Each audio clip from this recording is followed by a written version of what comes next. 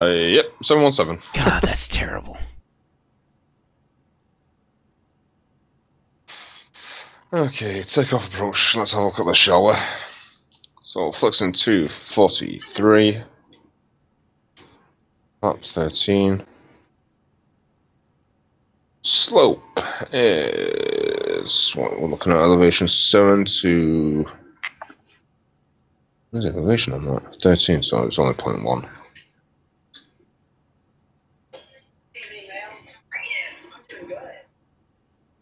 Were you watching him back? Oh, sorry, it's just thing something playing on my laptop. Oh. 0.1, and current winds are Dave's Flight Sim stream. KSFO. What's that thing behind your aircraft? 19. Thing behind my aircraft. On your stream, it looks like Oh, an the animal. monkey? Yeah, that's a monkey. flight deck monkey. I'll show you. Tap him, we'll put him right there.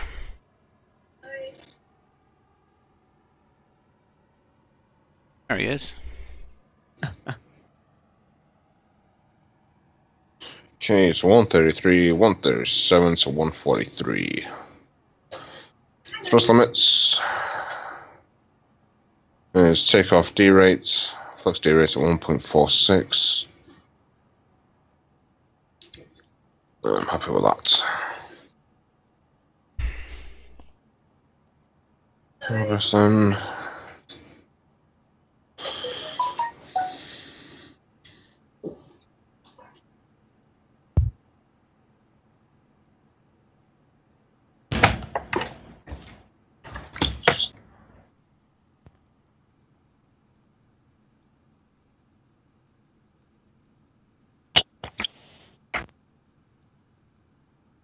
Can you still hear me? Yep. Ah, jeez, what'd I do?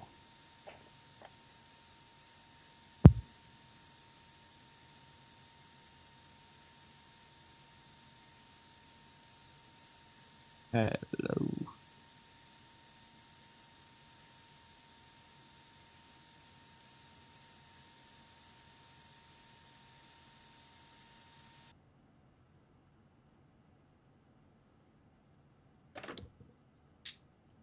Hello, hello.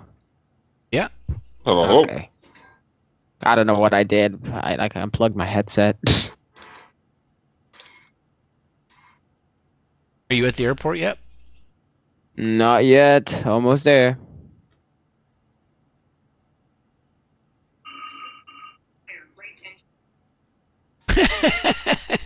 First, it must be your first flight of the day. It actually is.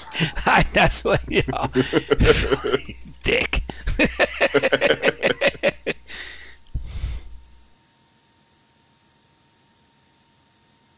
Gonna be nice to get back into the shared cockpit testing again, man. We haven't done that in so long.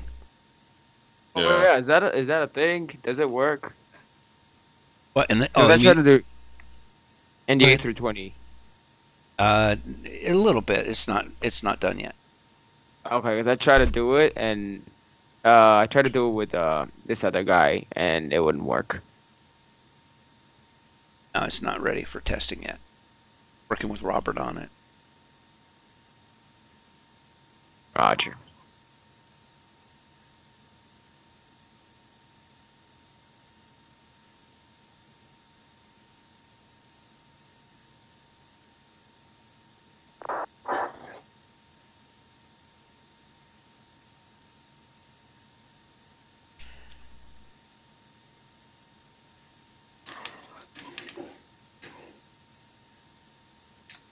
How many passengers did you squeeze?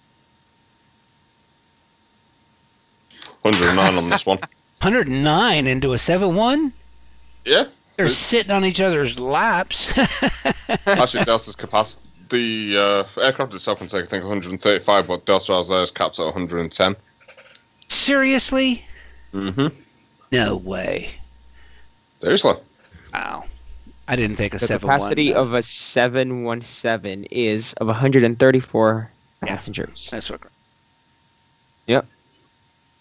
But Delta only have 110 seats on theirs. You know, I've never flown on an MD-80. I think that had more than right around Really? 80 people on board. Never.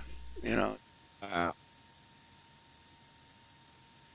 Yeah, I love the MD-80. I love flying in real life on it. I love the loud engine noise and all that. You sit in the back. Tell you what, Yeah. it's quiet up front, brother. It is quiet up front. I sit in the back. Me, that's too loud. Being a 6'3" tall, I try and sit at the exit seat so I get a bit of fucking leg room. I tell you, the worst aircraft I ever flew on, man, for leg room is those damn ERJs, man. Especially the 200s. Oh my! That's where I had that experience with that woman who was literally the size of 2 people, or probably 2.5 people, and sitting into me. And I had my ass, my right ass cheek was up on the fuselage for the whole flight. Dallas, Fort Worth, to Pensacola. I mean, it was terrible.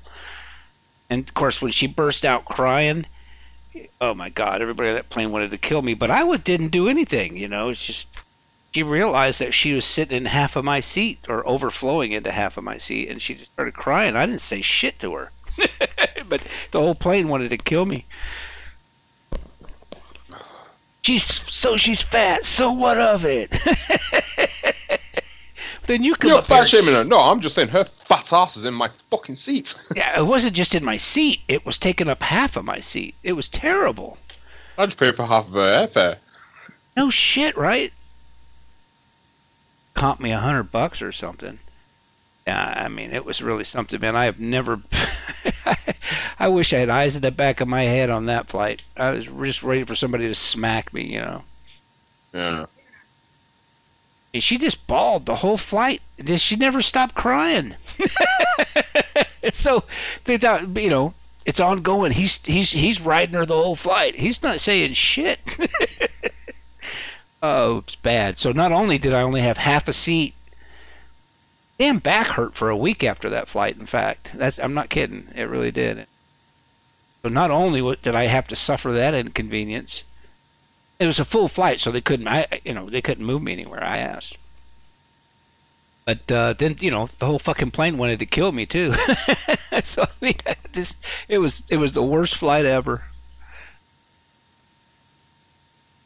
Embraers, man, those things, they know how to do seats in aircraft. Yeah. I love flying the Embraers. Put up with that cram into the smallest seat. Like, fuck it, we'll drive.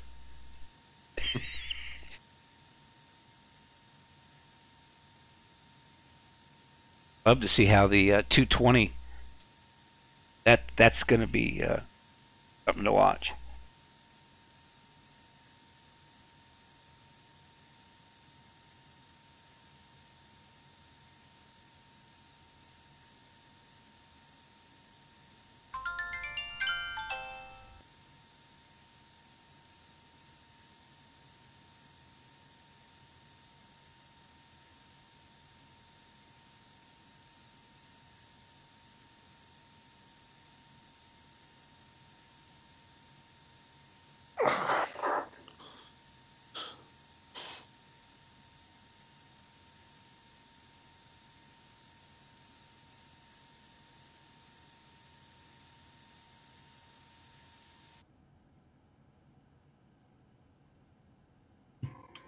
It.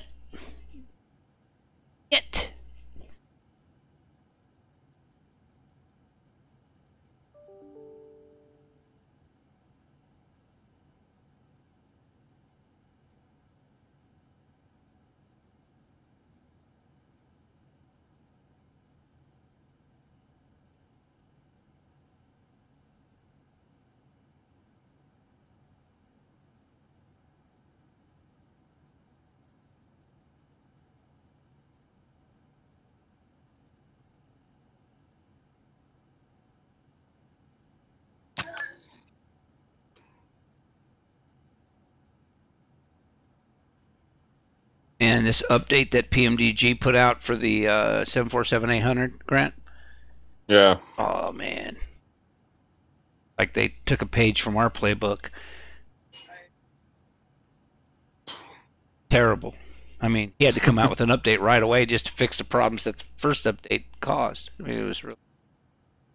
Oh, yeah. Yeah. Oh yeah.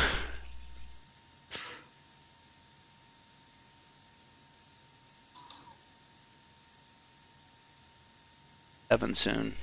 Be nice to fly that. I haven't flown that since. Yeah. I do enjoy the 777 here and there. I really do. You know that. Hey Bradley, good to see you, brother. We're waiting on these guys, or not these guys, because Lone is flying with us today. Say your first name for me, brother. Hello, Lone.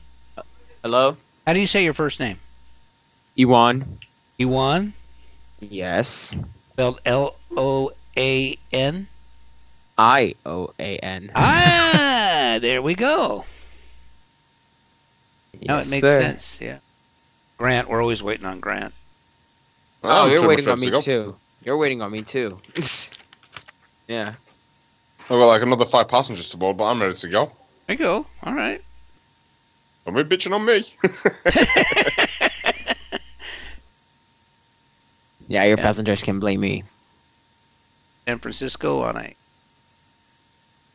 cast and foggy day. Wasting some fuel.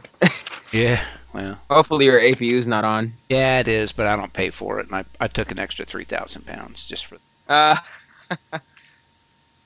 nice. Anyway, we're gonna fly into.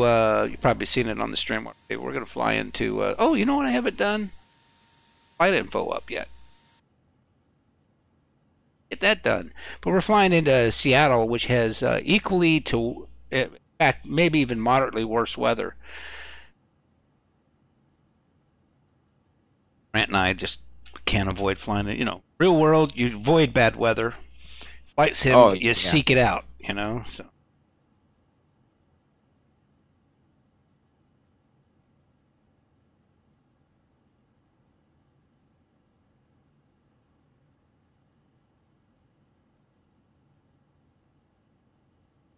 But no ATC online, which Yay. I was pretty lazy of talking to them anyway. really. Yeah. I get tired because I'm a pilot in real life too, so I have a lot of flight school every week. I have to talk there with the ATC, so coming to the sim too, and it's like, ugh. And done that. So Bradley, I've used and have everything that's out there. Textures and whatnot. And weather engines, which really is I feel like Rex is the best. no. And I have more experience in that than, you know, I was a. But at any rate, the very best is Active Sky. That, in my opinion, everybody's got their own opinion, but Active Sky for the Active Sky Cloud Art and Eventex.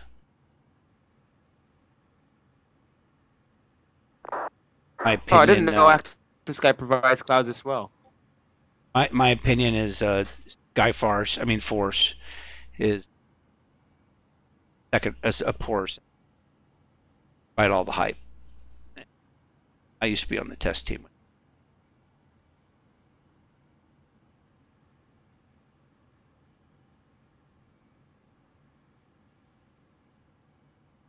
Anyway, that's all I'm going to say about that. Active Sky Cloud Art and Eventex. Okay, thanks, buddy. I'll just.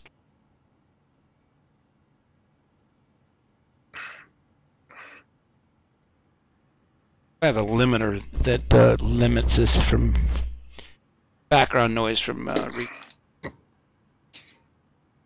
S 1 2 3 1 2. I'll just limit that a little bit more and.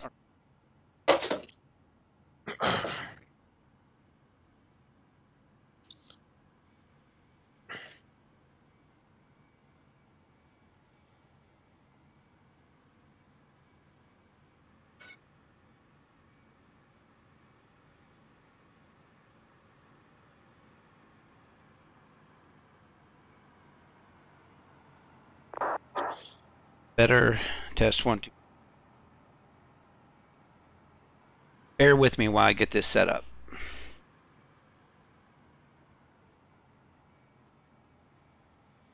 Test 1, 2, 3. Out.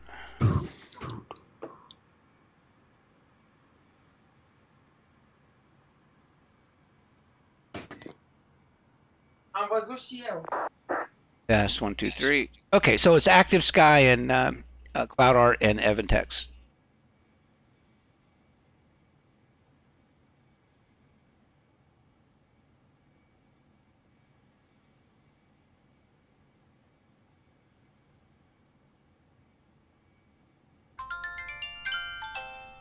Yeah, thanks. I moved my microphone in a different location. That's probably partially the reason for it. Guys, welcome to the stream. In San Francisco with some marginally bad weather. Stopped raining, actually. Heading up to Seattle today, where encompassing as it is here.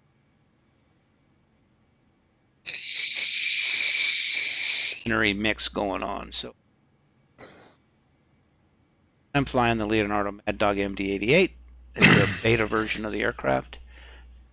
That's flying the Boeing 7.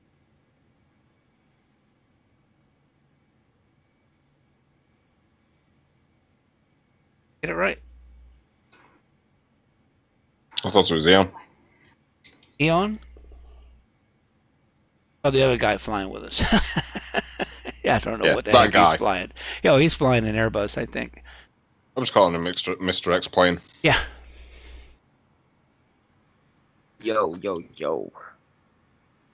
Ah, Mr. X plane. I just had a weird thing. Someone connected to my home Wi-Fi with their iPad, and I do not know who they are.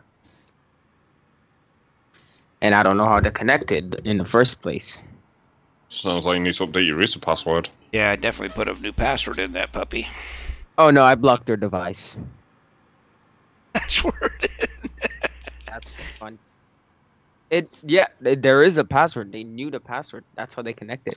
I have to change the password. But I blocked their device, so they cannot access it. Got a wife in the background going, "They can't get in the internet." Oh, I am not even near close to marriage. Do you know how old I am? I have no idea, man. I'll let you take a rough guess. Ah. I'll say 16, 17. Yeah, there you go. So if I was married at this age, it would have been, oh no.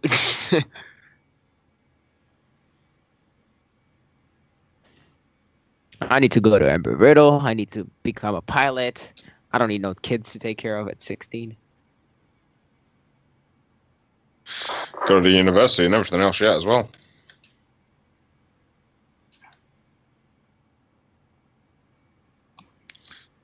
Get those qualifications and get your flying done. Oh yeah, how long before you'll be ready for push? Who, me? No. X. It's day 15 of the government shutdown. Actually, day 16. Okay, we're gonna go ahead and push, brother. And Alright. head out there on our taxi. So whenever you can, get her going, Yeah, that'd be I'll join great. you like probably 5 minutes late. Okay.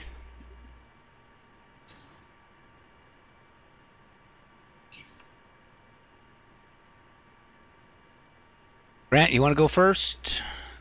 Need to push. No, you may as well just push first, Dave, because I'm backed into a corner here, so... Right, I'll get the heck out of your way.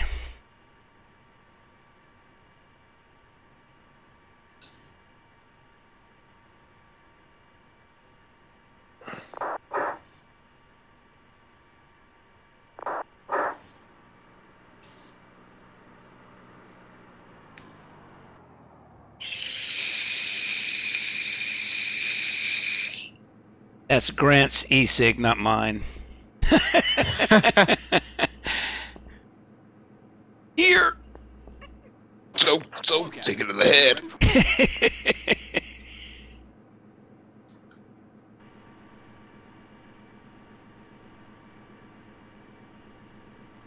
Just like curiosity, Dave, have you still got my fishing gear? I do. You No, asked me that a while ago. I did actually, didn't I? Did. Got every single piece of it. Not done nothing with it. Well, I used it once. I think I might get some fishing done whilst I'm back over there again. Hell yeah. And some diving, man.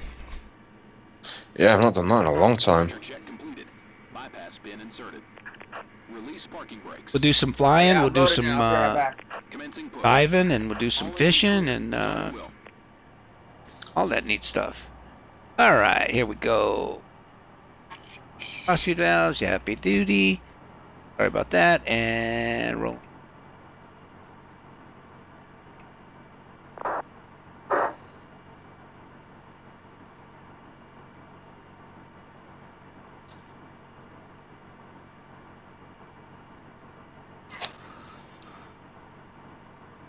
So.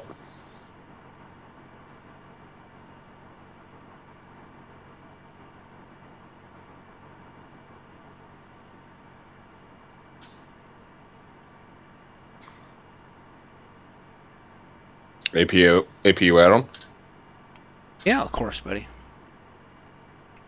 think the stitch,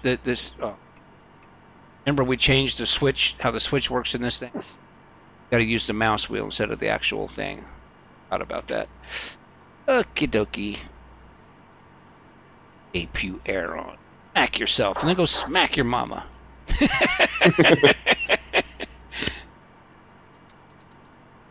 Go on. Oil hydraulics.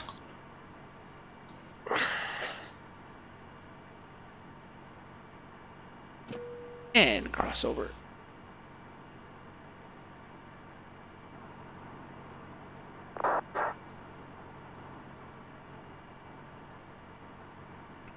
Okay, engine stable, rolling on one.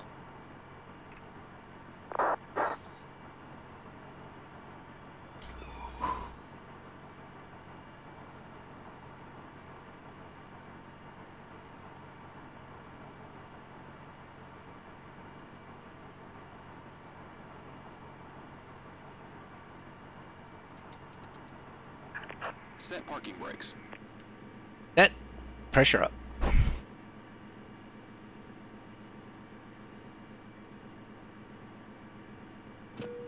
Start crossover on one. And engine stable.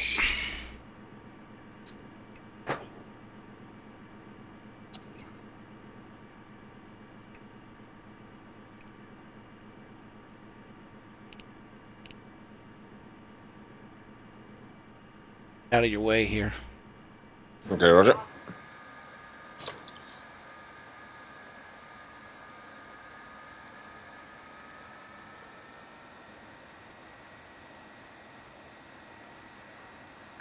Unlocking gear.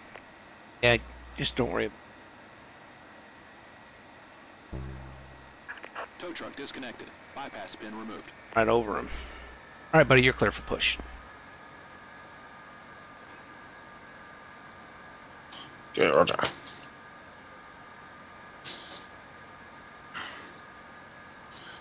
Okay, set fuel pumps. Power on, APU is on, start pumps on. Go on the truck. Left is clear. Right is clear.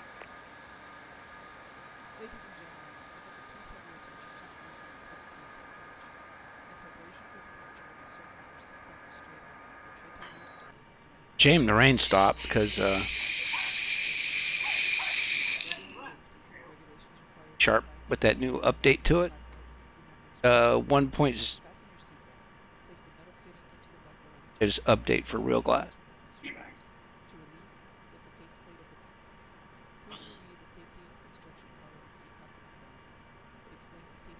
Okay, I'll hold up here.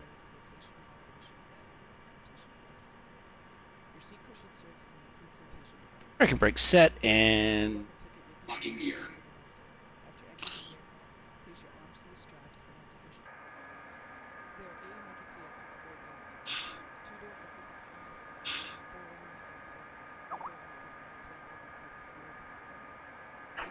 Check completed. Bypass spin inserted. Release parking brakes. Okay, parking brakes released. Commencing push. All engines clear. Start at will. Yeah, Ione got a he crashed the desktop, man. So can. Yeah, roger. Okay, starting 1. Continues rising. Fuel on. Radiating anybody should isn't. We got. I'm sure I put that in the bug list. Be in there, they'll figure it out.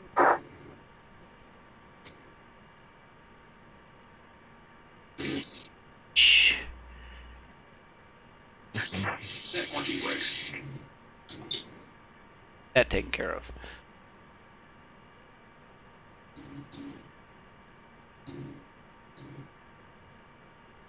Parking brakes are set, you tit.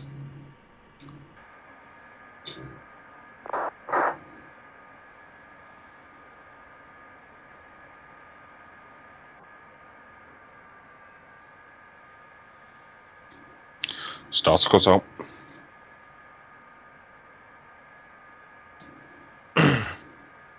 So, guys, watching the stream, That's in 2. guys, right now, because we stream to different sources at the same. Not everybody sees the same chat, but I always ask this question. I don't get a lot of answers, or I wish I did. What's your favorite flight sim aircraft, and why too? I mean, what do you like most about it? Always good stuff, and that I'm not. That's not general chit chat. I truly want to know. Aircraft not currently modeled. Airliners. Set.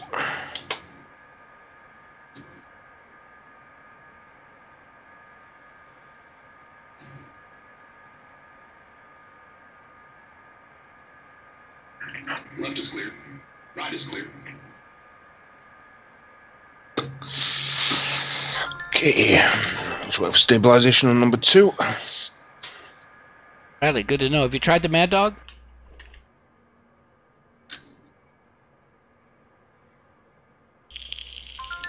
Okay, starts cut out.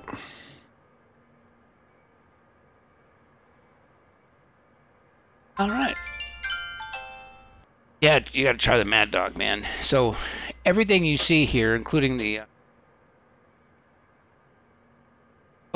here everything here works. There's no dead buttons whatsoever. You can, I tell you why I love the MD-80. You can, you've got so much positive control over all the systems. It's amazing. And once I've been flying the MD-80 now for FS9, so it's just an amazing aircraft. But what I like is the fact that everything works, and you directly interface with all the systems, and not dummy systems either. Do one thing, and it might very well lead to some other. Anyway, it's a great learning experience.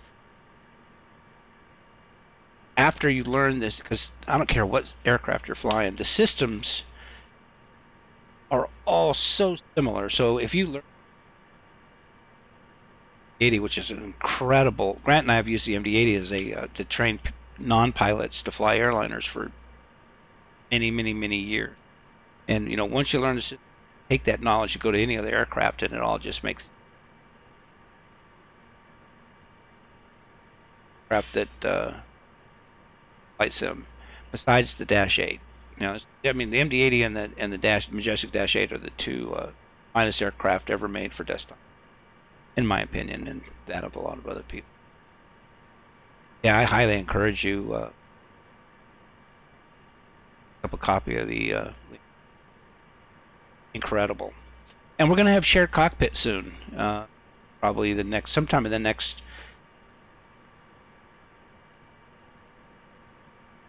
Testing it here. Same thing goes for the Aerosoft Airbus. Already are working on connected flight deck. Maybe 1 or 2 weeks. Testing the connected flight deck for that. All right. Neutral. Fully up. Yeah, me too, man. Yeah, it's coming. Got 2 bugs that we're working Slow on, down. and Neutral. once those are resolved, then do And back just work going on the full left. A330. Almost all the graphics are done. There's some PBR updates, and don't quote me on that, and don't All right. find in the forums. But Neutral. I think there's going to be some PBR stuff done on some of those textures. Tops are falling free. Because we have the time between now and when it's released. But, And ready for tax whenever you are, Dave. okay, buddy. Let me move back into the pilot seat.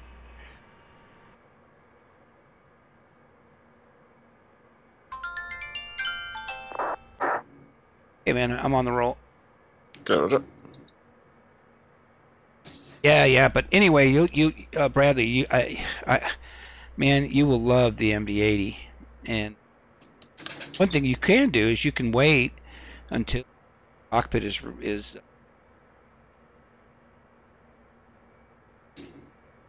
there's no better training tool to learn an aircraft, especially one as complex as the Mad Dog is.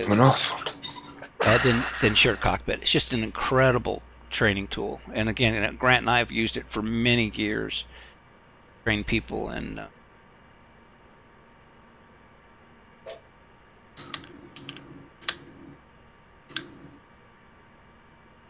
hey, Grant, I've got my tracker on right now. I mean, I guess I could turn it off, but can you double check the METAR for San Francisco? Make sure. Stand by. Let's see. Current winds 115.19. Winds haven't changed. Oh, I'm right here in the Mad Dog. I could have used the.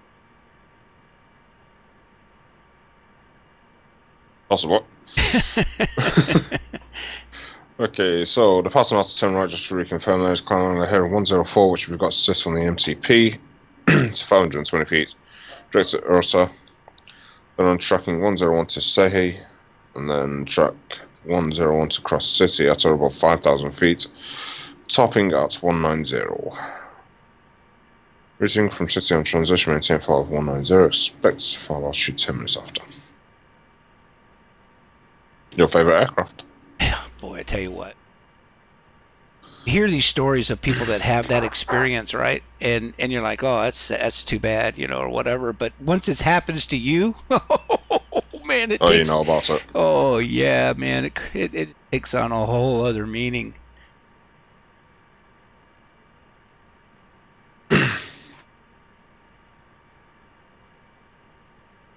I was just sharing a story with Grant. I flight as a passenger on a CRJ 200, sitting next to somebody pretty doggone obese woman, and I don't fault her for it. I mean, I understand, people, particularly women, especially, post baby, and plus thyroid issues and everything else. I don't blame anybody for being overweight. Never will. I don't care. God knows I've been there before in my life. They take up half your seat on an aircraft where the airline is chosen to put in the smallest seats possible, leg room, in order to people on board as possible. Then you get somebody like that sitting next to you, and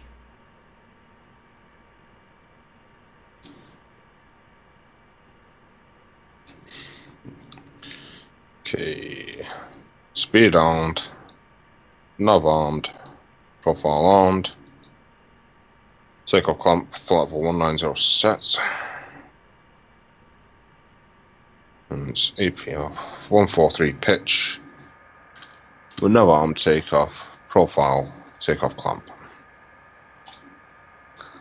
And then Bob's your uncle. I'd like to meet Bob when I come over there. So I never met him. Say he's my uncle. I think that's a pretty nice phrase.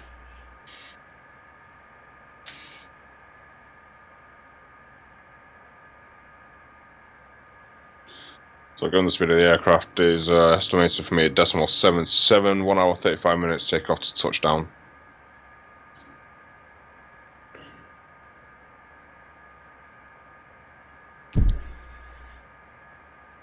Oh, we don't. This is a runway we don't fly out of here. We haven't flown out of. Yeah, it's very rare you get on the 10s. I don't get to see that. Actually, I think I've not really paid too close attention to the other side of the airport.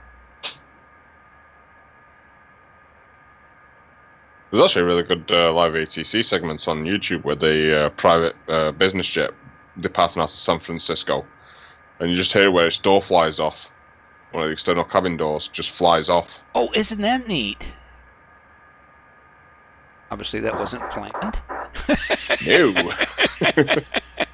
So, we're not even above 10,000 feet, and we've had a cabin decompression issue.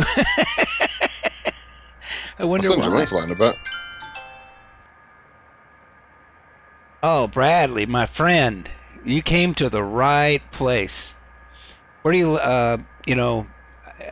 yeah, we could talk to you all day about that. Unfortunately, because they're, it costs all money, right? Any of the flight, I don't know where you live, brother, but any of the flight beam products are excellent scenery. FS Dream Team, of course, is that. You can get a lot of great freeware stuff for that works in P3D. Yeah, absolutely. That is if you need any help figuring out what you need.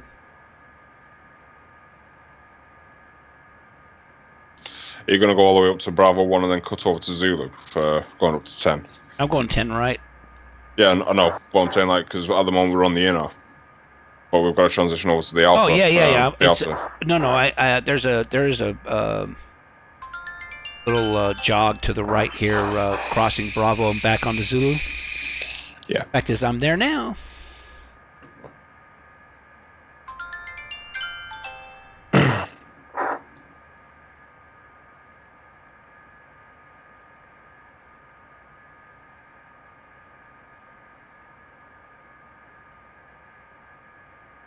Yeah, I'll fix it, Bradley. Thank you, buddy.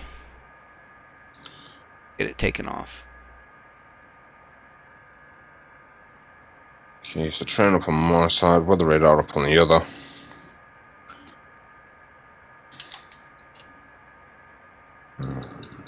TCAS is on. I'll put my mic closer till I get it resolved for you. Yeah, it's still doing it. Go around. Wind shear ahead. Wind shear ahead. Wind shear ahead. Terrain radar's painting a nice, pretty picture there. Hey, I've got a mic issue, Grant. I've got to solve here before I pull. I'm just going to hold short. Okay, Roger. First time Dave's ever pulled out of anything.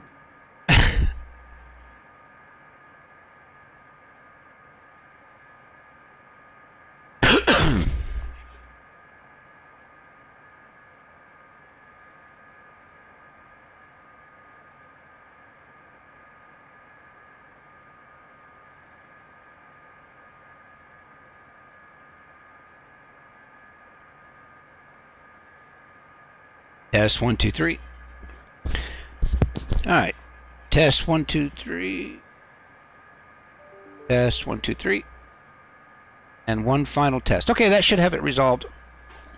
Thanks, Bradley, for letting me know about that, brother. It's always a...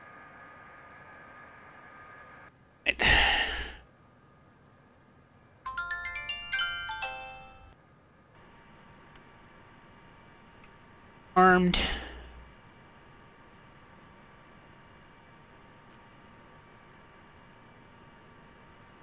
Brother, you ready? I'm good to go. All right, See you pull soon. out on the run.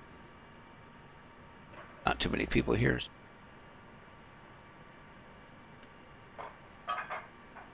TCAS looks nice and clear at the moment. We've got one aircraft about 5 miles to the west.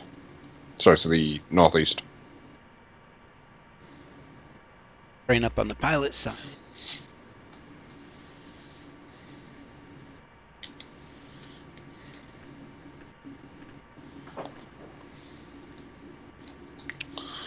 So one thing we can actually do as well, just checking the outside air temperature. Actually, outside air temperature is now 13 degrees, so we don't need the engine anti-icing on. Yeah, I'll see you in the... Yeah, roger that.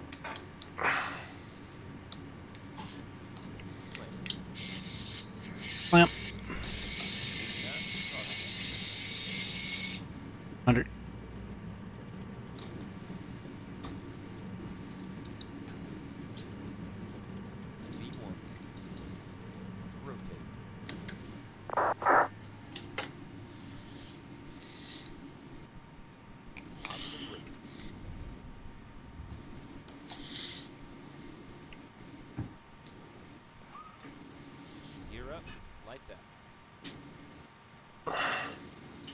Nav mode select. Traffic, climb, Zero set, VNav select. Fear of conflict.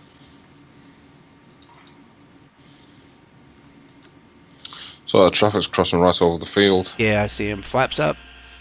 I got a TCAS on him and factor for me. He went right over me before I even lifted off. Okay.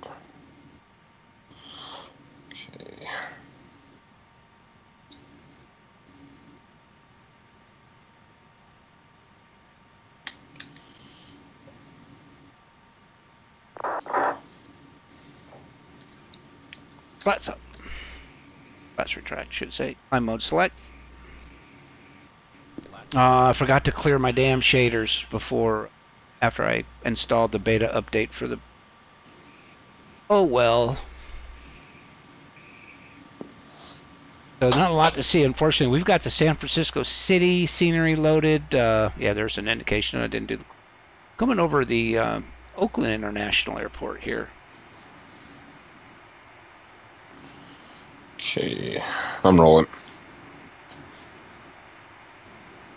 Ship traffic down there because we run the wide AI shipping, which is free and a must-have. So, sadly, we will not see downtown San Francisco scenery, which is awesome, and the Alcatraz and the Golden Gate Bridge. Actually, that was not the Oakland. Thrust at 1.46.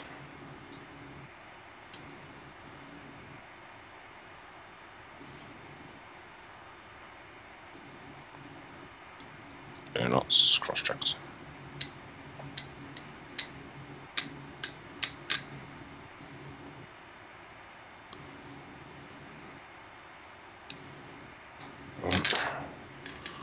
Rotate.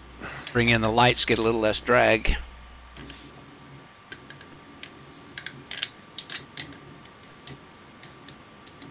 Also right, gears coming up. Yeah, old left turn.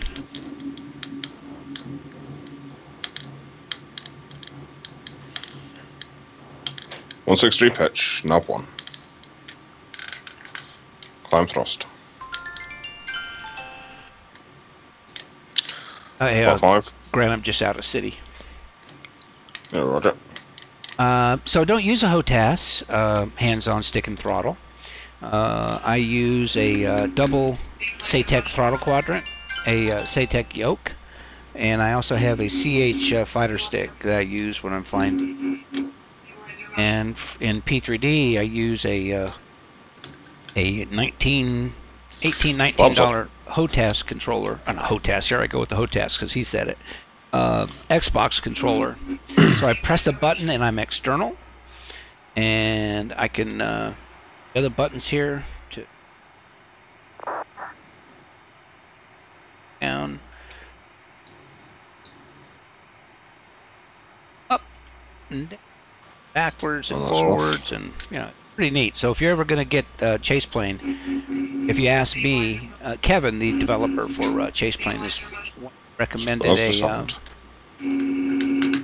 speed is heading 15. Odd damper is going to take care of that for us.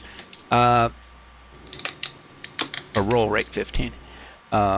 Anyway, he's the one that recommended a Xbox controller to me, and let me tell you, it is just fantastic.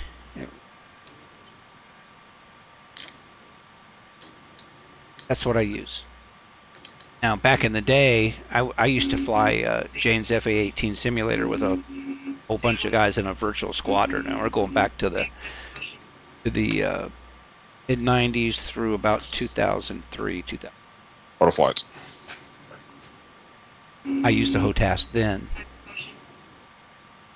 I haven't used one since. And flying DCS because of that Xbox controller, I don't really need to go back to a HOTAS, so I don't have to really. I'll show you. I can show you guys a picture of my system. Like it. I think you'll like it. I'm pretty sure you'll like it. If you don't like it, don't tell me. Kidding. Right here is The radar's going off on my a side. link. You can see a photograph of my system. Like it, I really do. Okay, so 250 pitch, nav 1, climb thrust. I missed the on top, Grant, but it's somewhere 13.5 to 14. Oh, roger. Actually, I just got on top and I'm about 8.5. Okay. Oh, you didn't keep to the 5,000 flight restriction at what city? Oh, it's above No, I just went 5. to climb thrust. Okay. It's just above 5. Yeah, roger.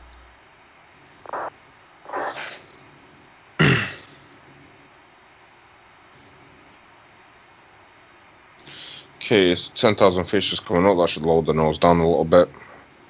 And we've got 312 pitch. And by the way, the Mad Dog has PBR textures both on the in the virtual flight deck and externally. So they're all PBR textures. You can just see from the paint right there. I mean, it's just amazing. Yeah, it comes across on the stream fairly well, but kind of have to zoom in closer. Yeah, that's all PBR, man, and it's fantastic. It really true.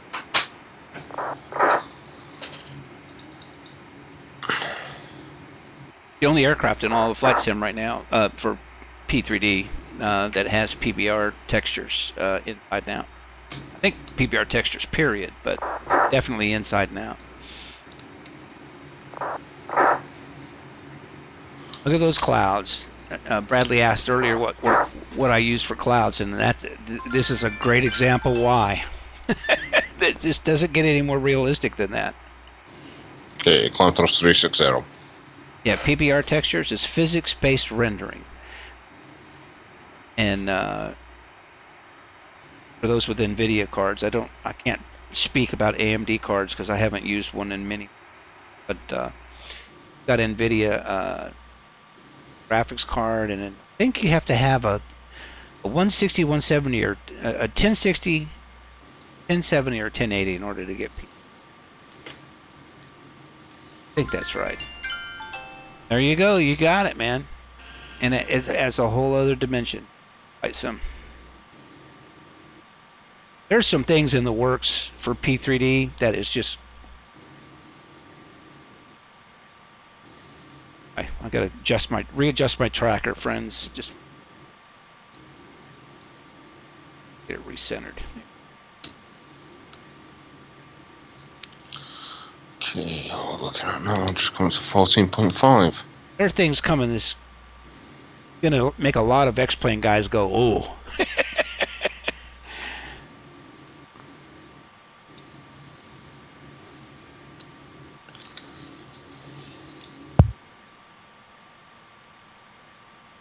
Brother.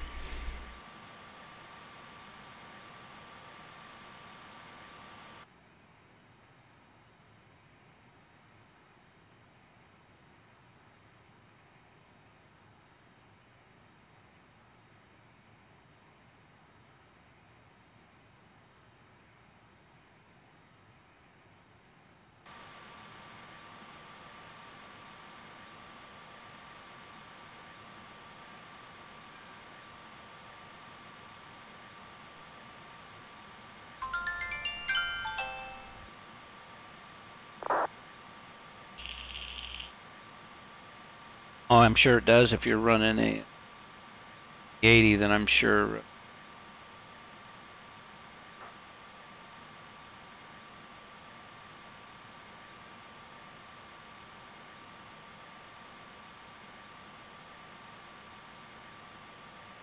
Yeah, roger.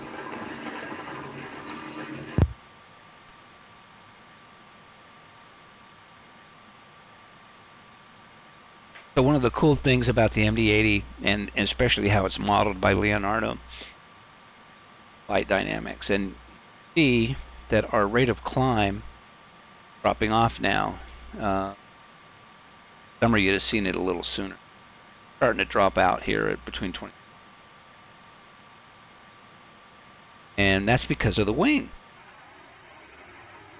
This wing is not nearly as wide as you'll see 737, or nor is it as long on a 737 or a comparable Airbus. And so your performance, climb-wise, below right around 25,000 feet, and it varies, depends. But so now she'll climb a little bit slower, and that's true of all aircraft. But in the Mad Dog will just outclimb any aircraft up to roughly 25,000 feet, any other airliner, and then that's when, because of the wing, 737s and A320 start to have a little bit better, got more lift because the wing thing is wider is accurate. I'd say it's broader, and that's accurately represented here.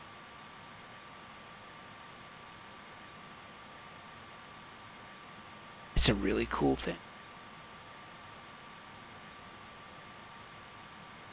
Grant, there's no ATC online, and I just need to step away just for a moment.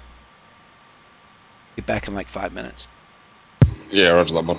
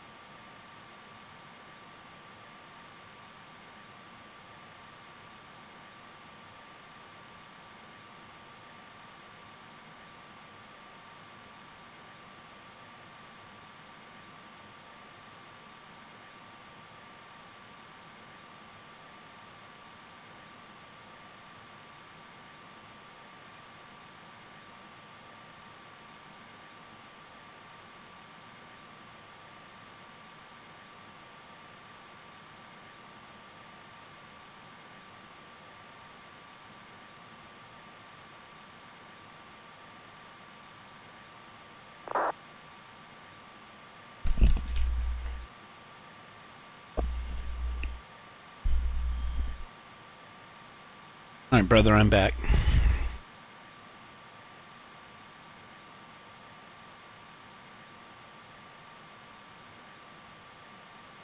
Still there, Grant?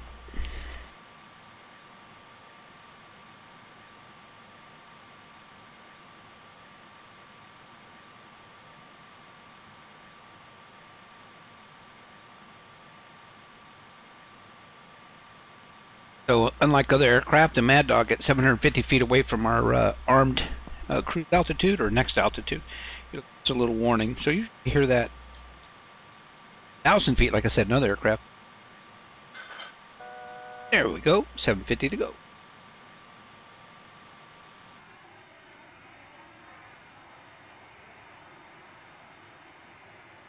And you can see, looking back, what left there in San Francisco.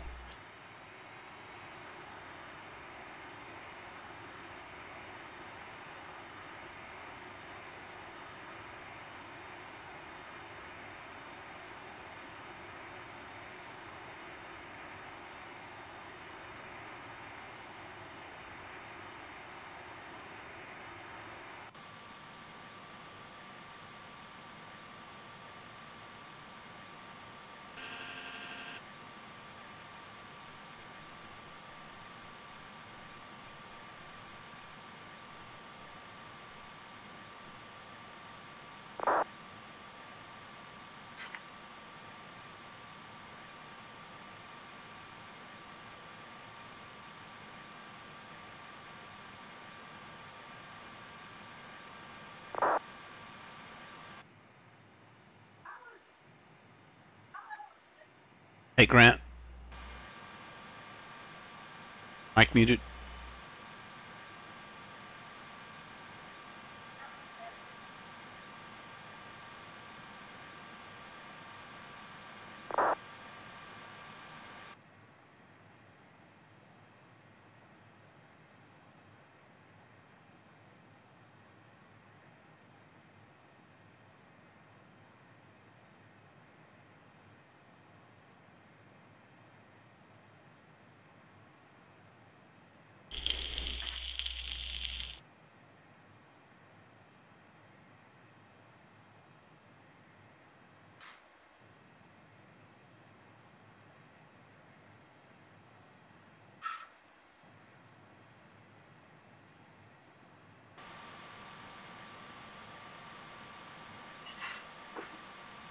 Grant?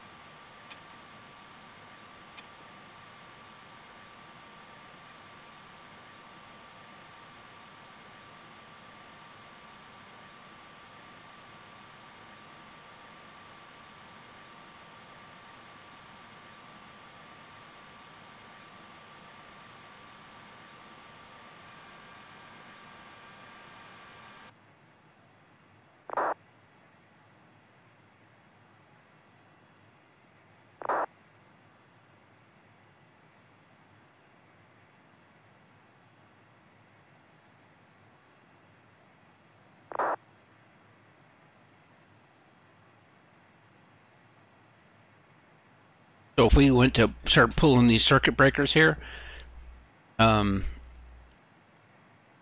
this is pull the one on the captain's altimeter. Back in the captain side. The altimeter. That's a fairly benign one, but there are a lot of the other ones that you don't.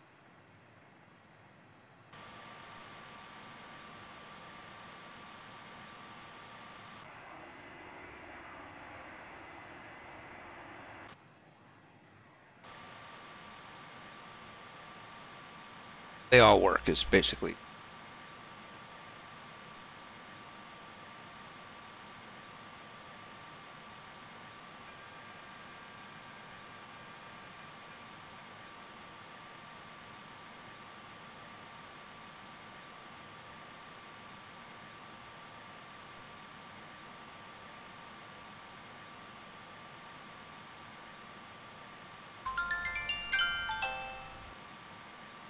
Oh yeah, yeah. I mean, they all work.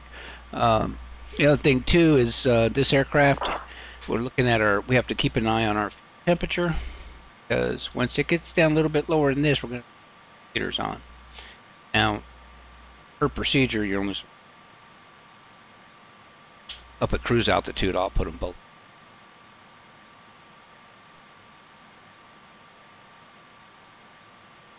Colder.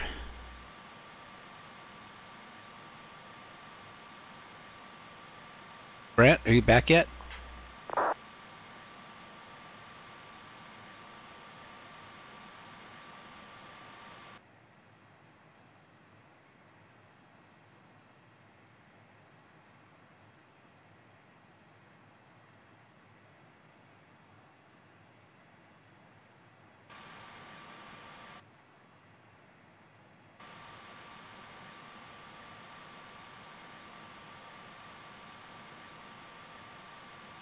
I think we're going to be landing in right. So.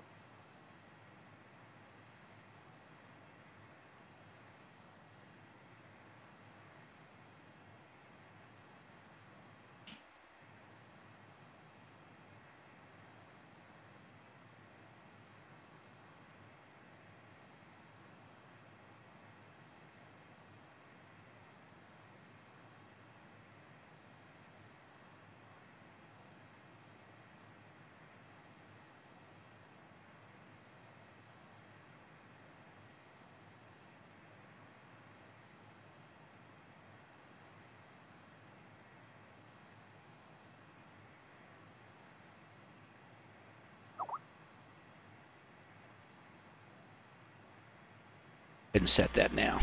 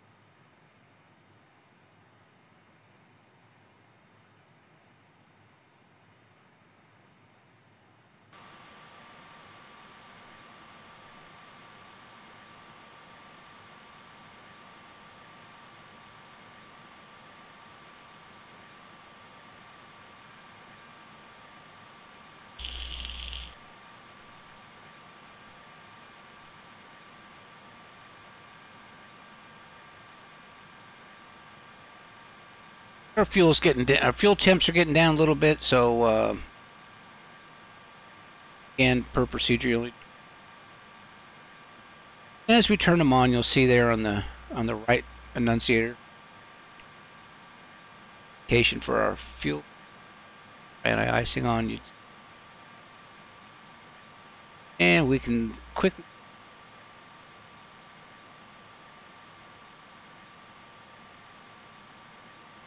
and associated with that, guess what? We see in temperatures fluctuate. Accurate.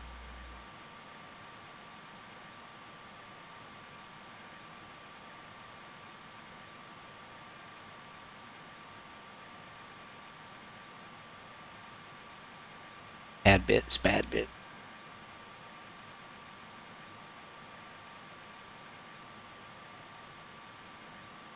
Good, so those are on a timer and they will shut off automatically.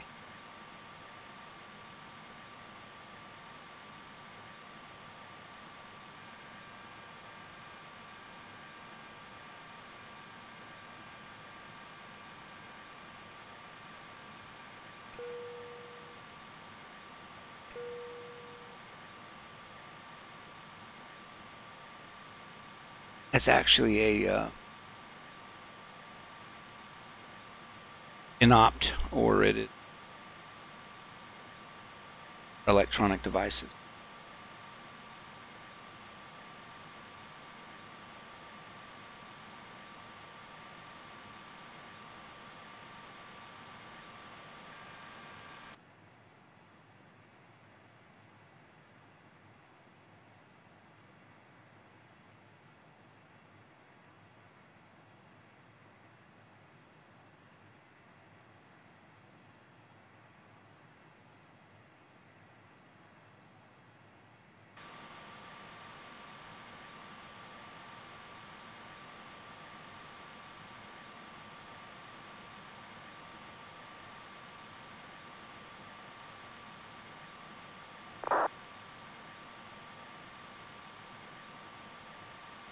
That's why I don't fly yoke showing navigation display. I mean, if I had put my tracker on and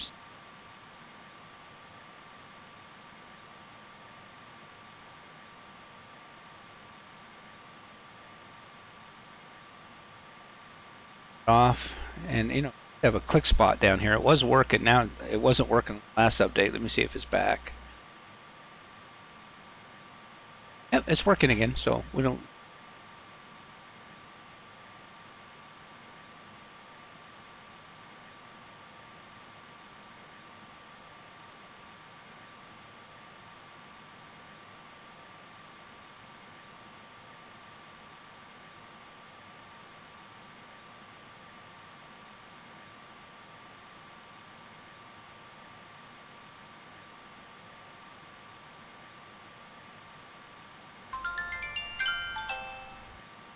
Is it really? I must have screwed it up.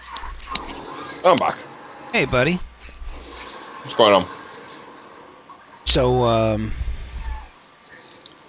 I am I'll give you a mark for Lima Mike Tango.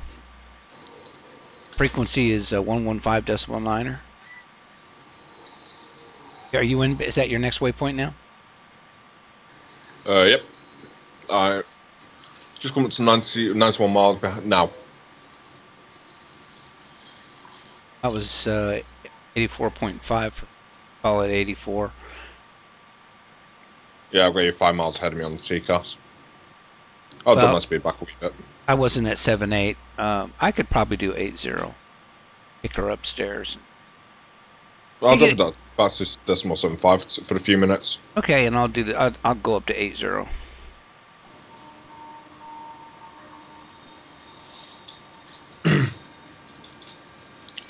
Yeah, that'll work. 8.0 will be fine.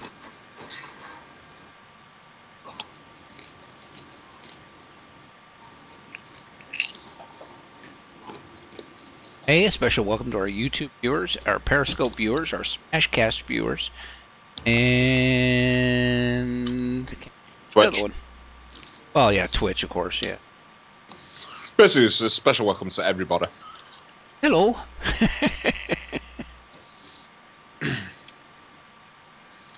And all those on Grant's stream, as well as this stream. Good to see you guys.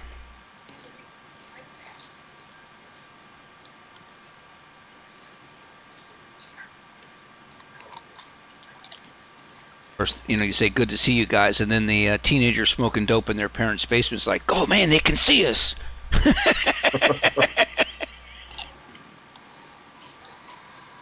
Just a little paranoid there, just a little.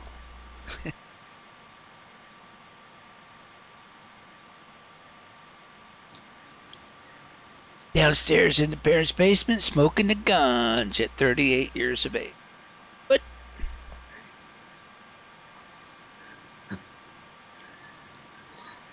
The pizza yet? We're starving.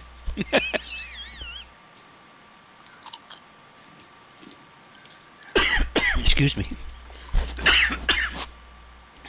I do apologize.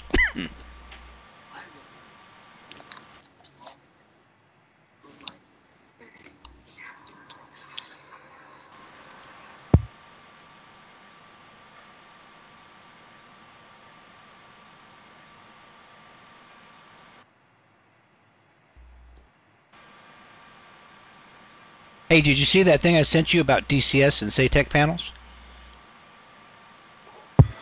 I think I'll try a quick look at it. Man, it looks pretty sweet. Well, they got it worked out so you can change frequencies and all that kind of stuff. With this 8.33 megahertz thing they have going on in Europe right now with comm frequencies, I wonder if that's going to obsolete these SATEC panels. Hello. Oh, you know what? Actually, it shouldn't. You remember that bug we had with the Airbus Pro, where the frequencies were all, going into ranges that aren't normal? Yeah. Yeah, it worked fine. So I think even with the 8.33, I think it'll work fine. Damn, Grant, these damn temperatures came screaming down again. Hey, Lon. Eon. Eeyore. Yeah, let's call him Eeyore. Eeyore sounds cool. That's a good name. Or Ewok. Ewok, yeah. Nah, screw that. I'm calling you X-Plane. Oh, yeah, X. X-Plane. Mr. X. Mr. X. Mr. X.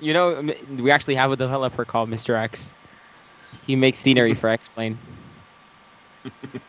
Yeah.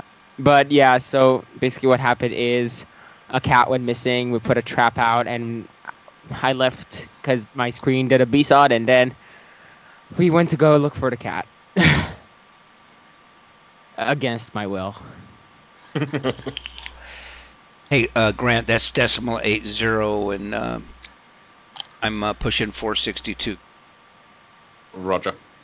How's that? Well, where are you guys at? We are exactly 50 miles south of Lima Mike Tango on the flight plan. We're not quite halfway there, but we're getting there pretty quick. Alright.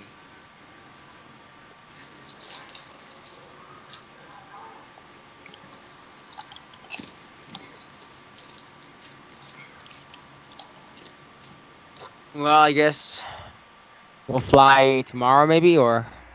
Yeah, brother. Yeah. Tomorrow. Tomorrow afternoon, your time, I should be around. Alright, we have the same time, I think. Nope, I'm an hour earlier than you are. Oh, you're in Pensacola, or? Well, I'm in, not quite. I'm in Northwest Florida, but. Okay. Alright. Hey, you about Pensacola, aren't you, Dave? Oh, I'll see ya. Hang on, guys. Okay, oh, are you leaving? Yep. Oh, brother. Okay. Well, yeah, we'll hook up tomorrow afternoon on beta Skype chat. Yeah. See ya. All right, brother. See you later. Take it easy.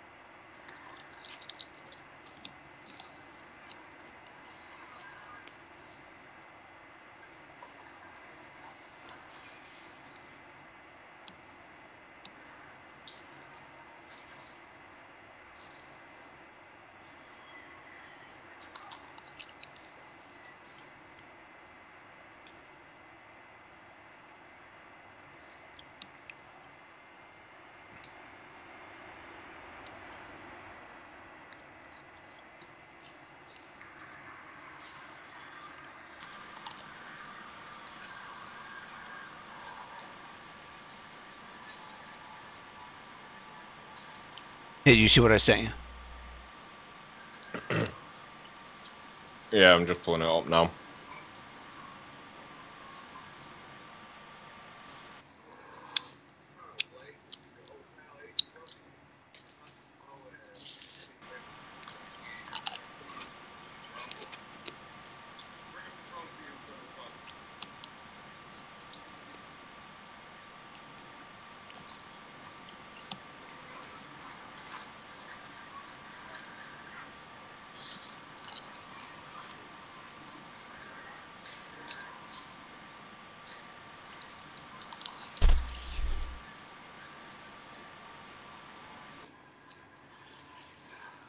Got a Southwest Airlines be within visual range.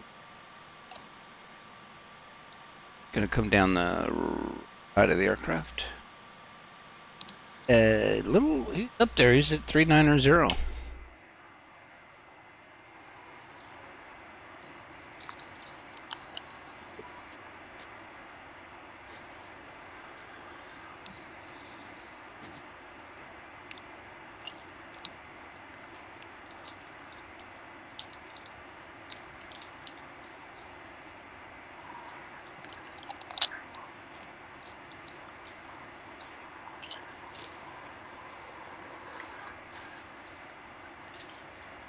Electronic flight bag.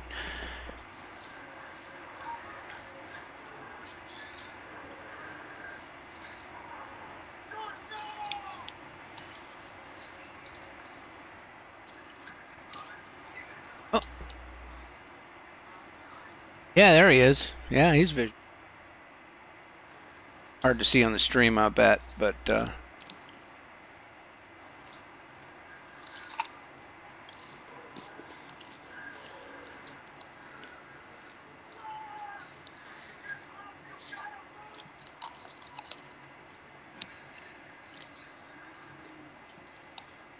in your way, Grant. Yeah, Roger. Get him with that Sidewinder, man. It can rue the day.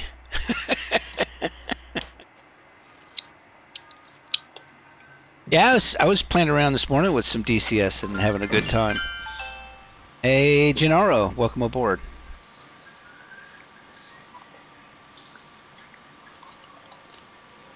Yeah, blowing stuff up and getting those, getting that TDC working. I haven't been doing anything with it.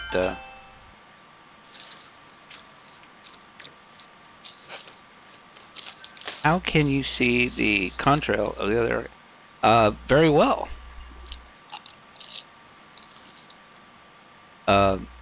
It's totally up. Well, that information is relayed by a vPilot for. So have to come from whatever pilot client you're using, but you don't have to do anything.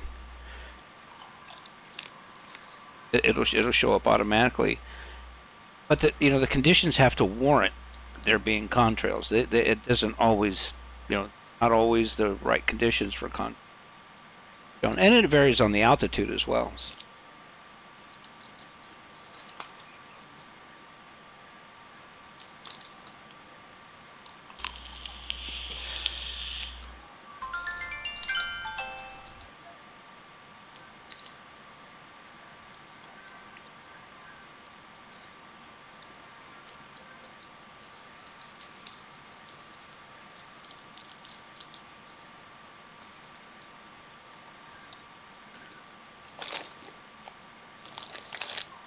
Scheduled after.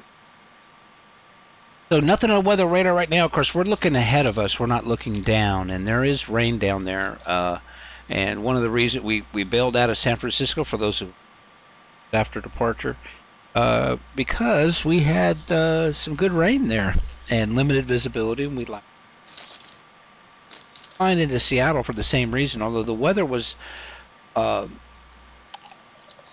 I haven't checked it since our departure, but when we did leave, the weather was worse in Seattle, with some gusting winds, thunderstorms, and a what they call a wintry mix. So freezing rain and snow, as well as regular old precipitation rain. So we're hoping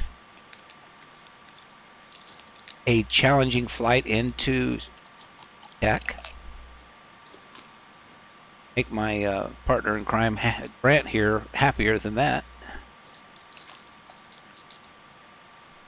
I don't mind a bit of drizzle, but I'm British, so I can take it. Yeah, right.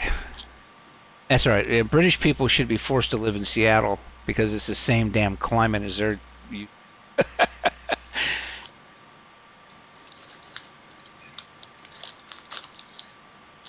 Fog and rain and drizzle, and it's not that bad. My son actually lives there.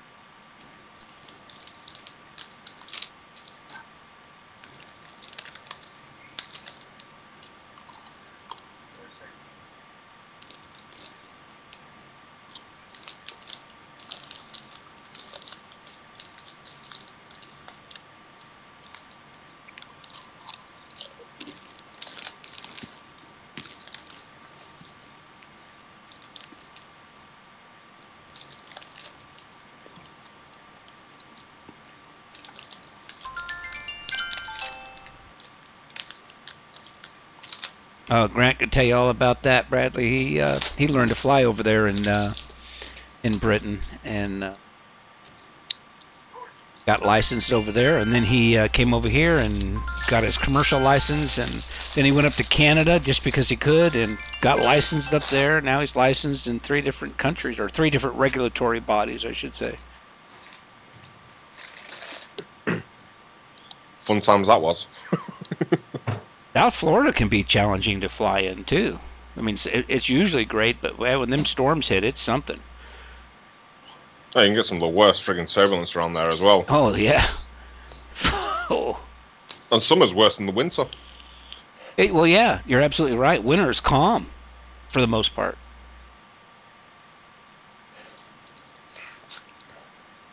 Caribbean, or depending on where you're from, the Caribbean is chilled out during the winter. After hurricane season.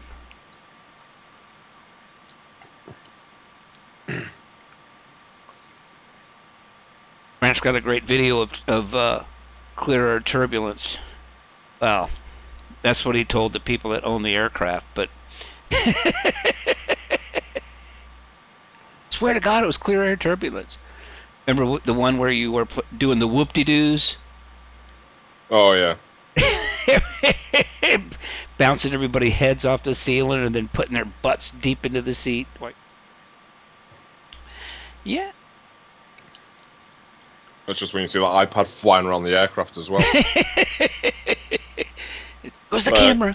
That fucking tablet did more flying than I did that day.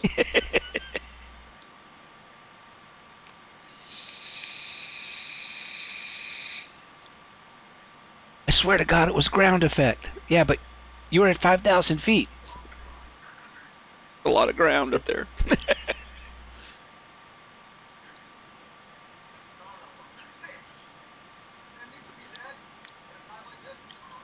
Rob at PMDG had actually it was very polite, but he had a go at somebody who was posting in the forums claiming there was a bug in the 748. Described the way that he was landing, and basically he was like, well, he was basically landing way too fast, and the ground effect was carrying him halfway down the airfield. You know, Bob says that is not the way to land any aircraft.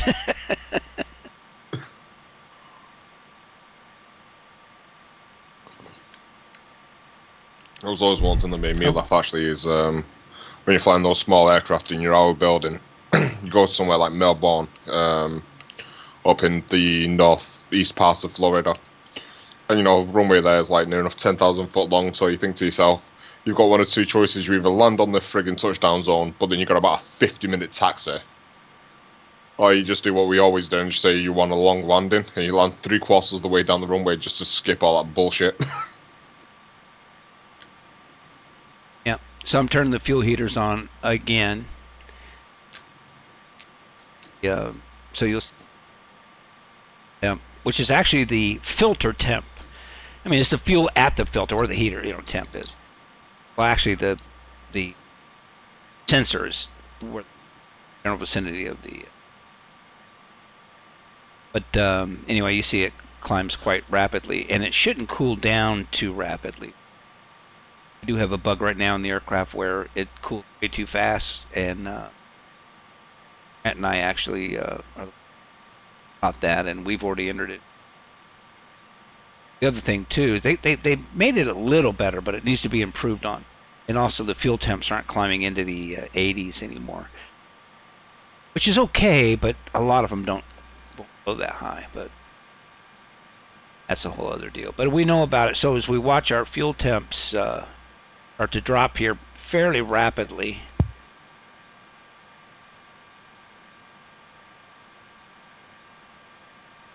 There goes number 2. That is a little quick.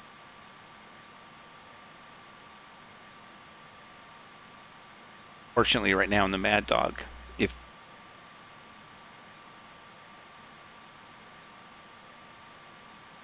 even on an hour-and-a-half flight. Halfway to our destination.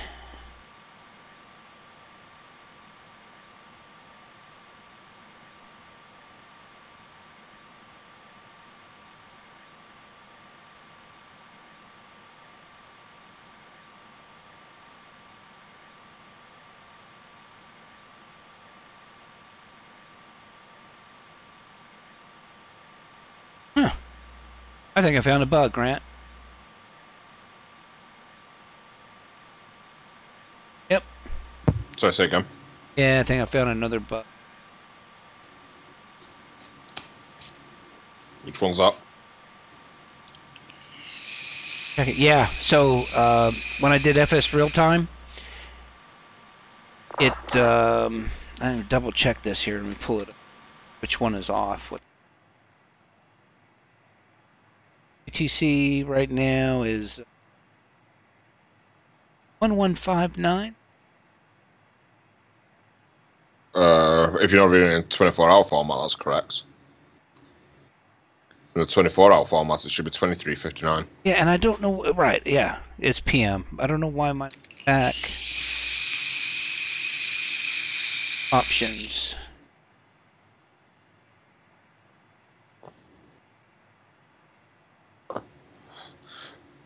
Just gonna step away for 5 minutes, Dave. Well, it's less than that.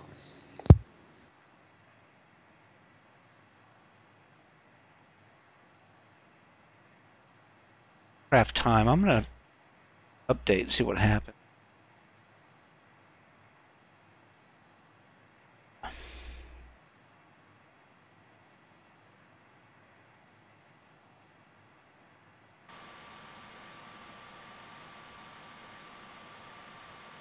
So it's saying 49 minutes, basically. That's not going to be accurate either. And the chronometer is not accurate.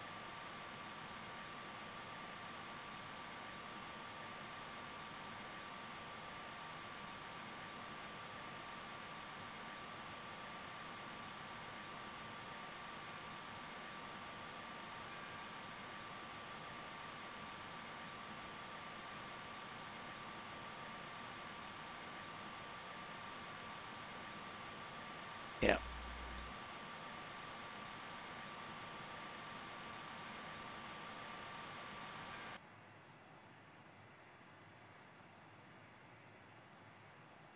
Yeah, so time is kind of messed up.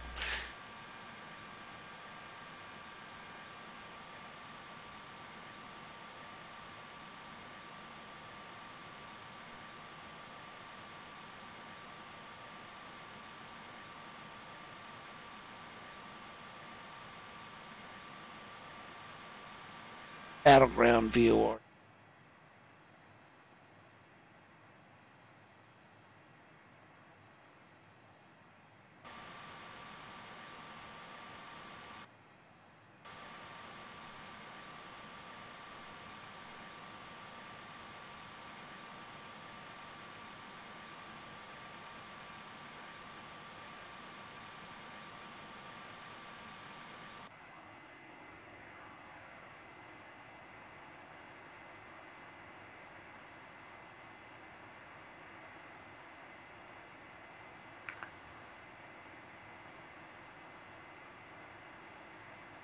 Okay, I'm back. Yeah, roger that. Right, Hey, I've got you about 13 to 15 miles ahead of me now.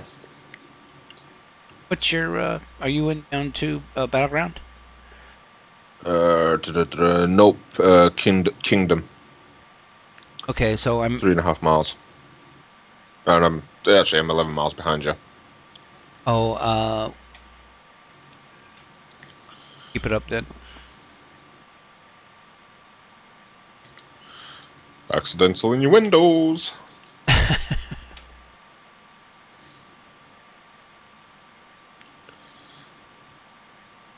There's a bunch of mountaineers going out up to Calgary, out of Seattle. There's a couple of Eastern Airlines, I think they're going there as well. Must be an event.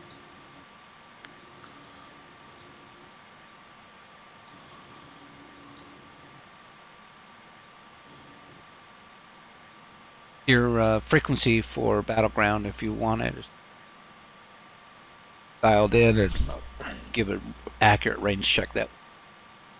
Don't, that's fine too. Stand by. I don't need to do that. All you have to do is put in the 3-letter ICO. The wing light. Oh, go ahead. You talking to me? Yeah, I was just saying you don't need the frequency with this aircraft. All you have to do is, like the Airbus, put in the 3-letter ICO. And it'll go automatically. So I'll give you a 128 mark inbound. Okay, that's fine. Right. I can do. I'm looking right at it. I can give you another one. Let's see, 116.6. That's confirmed.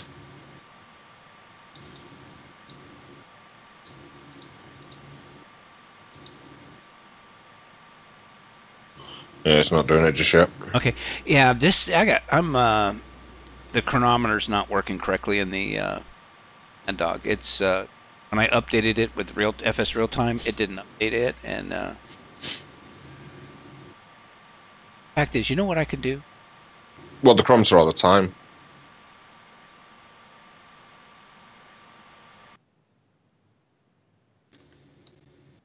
Okay, you might want to pause, Grant. I didn't think it'd be that much. Guys watching the stream, I'm sorry about the black screen here. Back in the aircraft in just a minute. I noticed an anomaly with.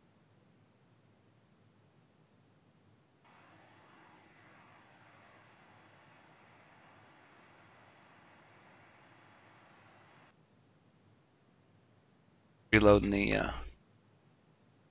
It may not be. It may be FS real time. What do you have for UTC right now, Grant? Well, inside the aircraft or inside? I don't care. Well, inside the aircraft, it's matching my clock, which is 005.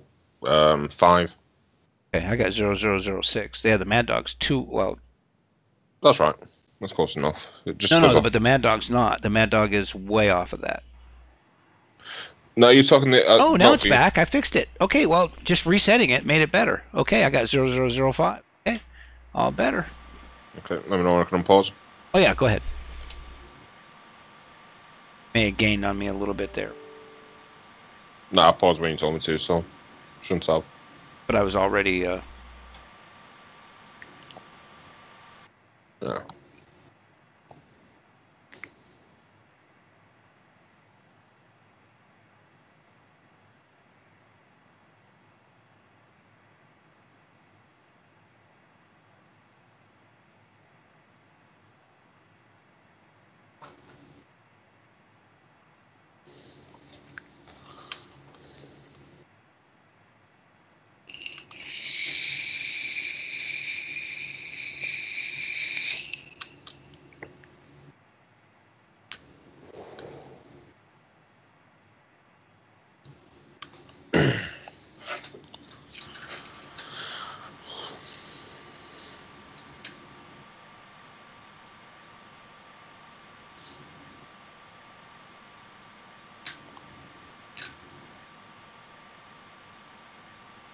American Airlines passed you there. I don't think he's within visual range.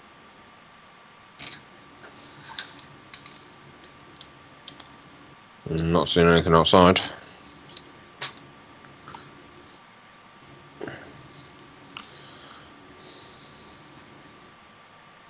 That's something neat to see. down there in the.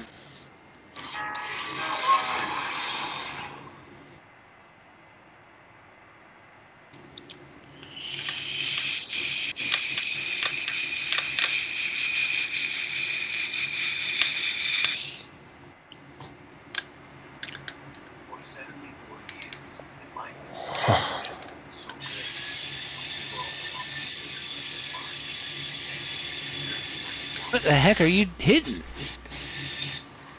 Say again? Is that your e-cig? No, I was just outside the aircraft. Oh, I think, man, that's a long hit. It's like, breathe. So, the fact is, if I could get a friggin' e-cig that sounded like a turbine jet engine, I would. Oh, can you My talks imagine? aren't that powerful. The hit would be like... No, the hit would be boom. Yeah, blow your head Inside the other back. fucking room. Well, there we go. Engines are rolling back. Better get them fuel heaters on right now. Hate that. Oh, how we're looking? It's about 85, 90 miles top of descent. Let's have a look at the fucking FMC. That'll tell us. Let's see. Yeah, Progress. I'm right around... Distance to go, 255 miles total. I got 109 top descent. I've got 90. Check the star here.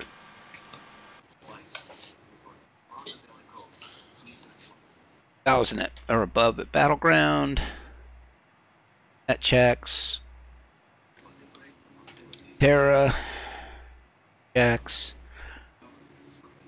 24,000, Patera 220 or above. Hawks at 12 or above. But there's Hawks and then Pikes. Stand by. Yeah, I'm spot on here, buddy. Well, I've got Hawks, then Line, then Pikes, then Corfay, Breve, Nets, Key West, Overfly, Vashon. And then to Griffey. On to Griffey, yeah. But my FMS data checks, so Yeah, so was mine. wow, it's weird, man. Top of descent is Well, my top of descent 100. puts me 20 miles ahead of Battle. Is a 20 miles prior to Battleground.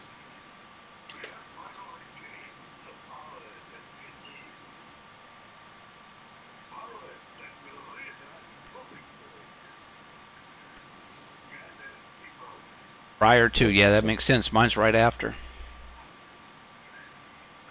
A different aircraft, I mean. Itself. When transitioning from an instrument stage to a visual approach runway 16 center, verify your intended airline for the intended landing runway, not taxiway Tango. Taxiway Tango is west and parallel to 16 center. Well, we are flying Ryanair, so we should be alright there. That was just for Ryanair? Yeah, they've done that where they've actually landed on the fucking taxiway. Oh, aren't they just gems? Oh, yes. I think it's like for the 5th or 6th year, something like that in the row, they've just been voted the worst low-cost airline in Europe. All right. It's good to be number one. Yeah, they're winning at something at least. Look at PDX is up, man. Portland International is up like you read about because of the scenery. All the Seattle guys are in Portland. It is damn nice looking scenery. Did you see it? Yeah. Gotta give them credit, man. And I didn't.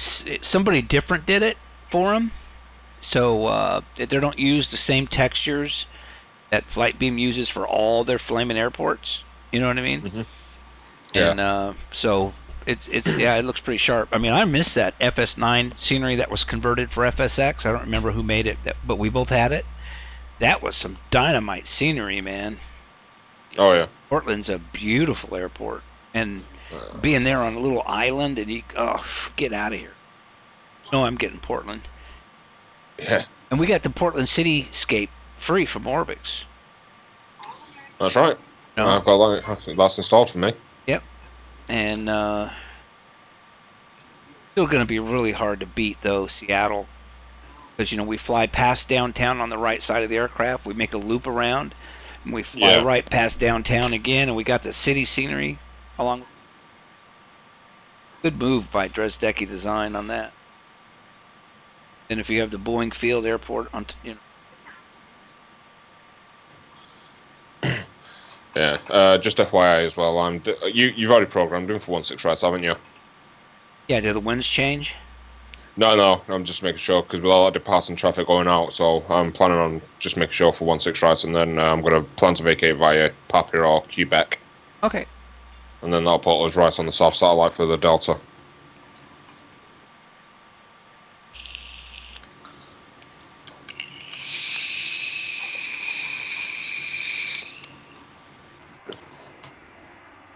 Now, one thing that would be nice to do from FS Dream Team, and one thing that I'd love to see for GSX, is prior to the top of the descent is actually being able to contact the ground service for them to give you a gate. Oh, absolutely. I'm going to be talking with Umberto about the snowplows. Oh, So, yeah. I will make a note right now to bring that up. Give you a full. That's one thing because the only thing that's featured something similar to that is FS2 Crew, but that was on like a kind of radio transmission thing from the first officer side of things. But no, that would be a really nice feature for GSX too. And aircraft repositioning as well. Aircraft repositioning.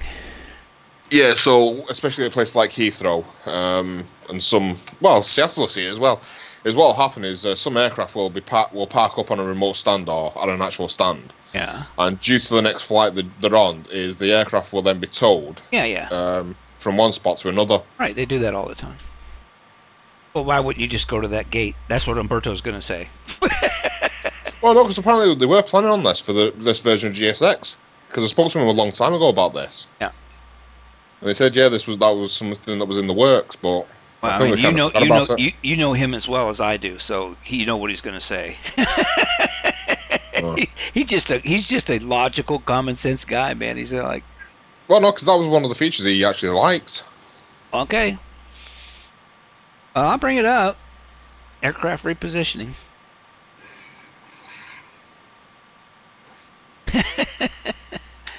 I better write positioning, otherwise they'll think I'm talking about the show. Yeah.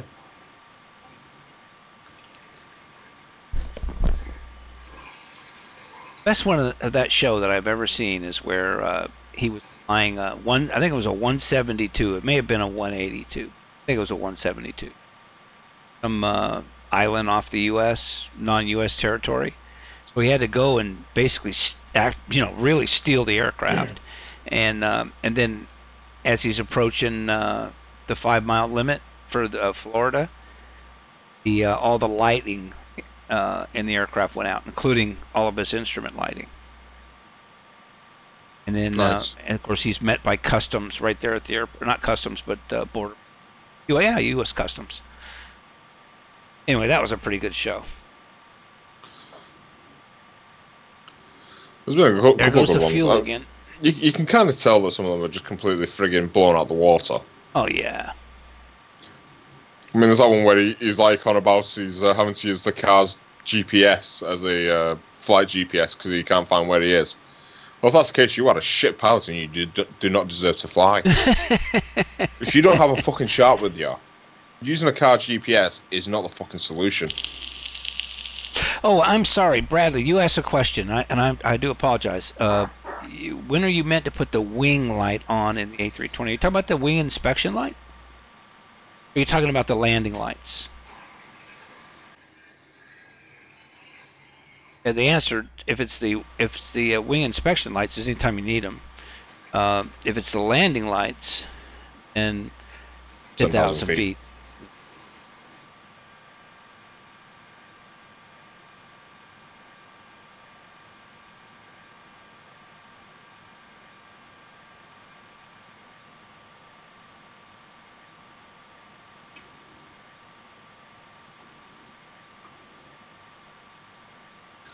Wing inspection lights, you're looking for ice on the leading edge and holes in the wing. Making sure the engine's still there. Yeah, things like that.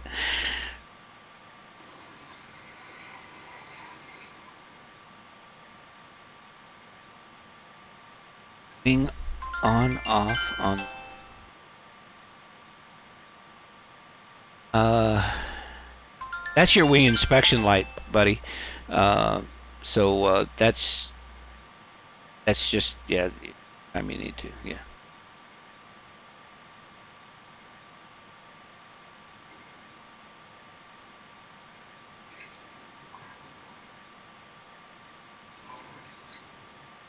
So we're approaching top of descent. Yep. You know, you going down a thought little about- sooner is just going to give us a little bit more room. That's fine. Yeah. You're almost 20 miles ahead of me now anyway. All right, I'm going to back her down then to 7-8.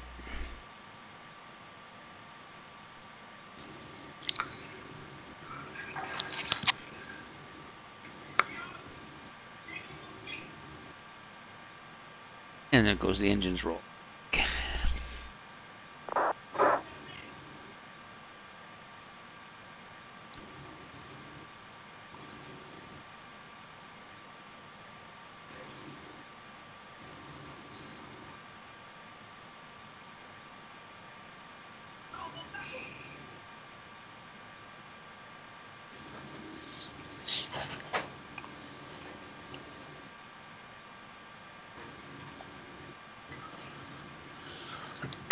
So I'm looking forward to Altered Carbon this year. The new.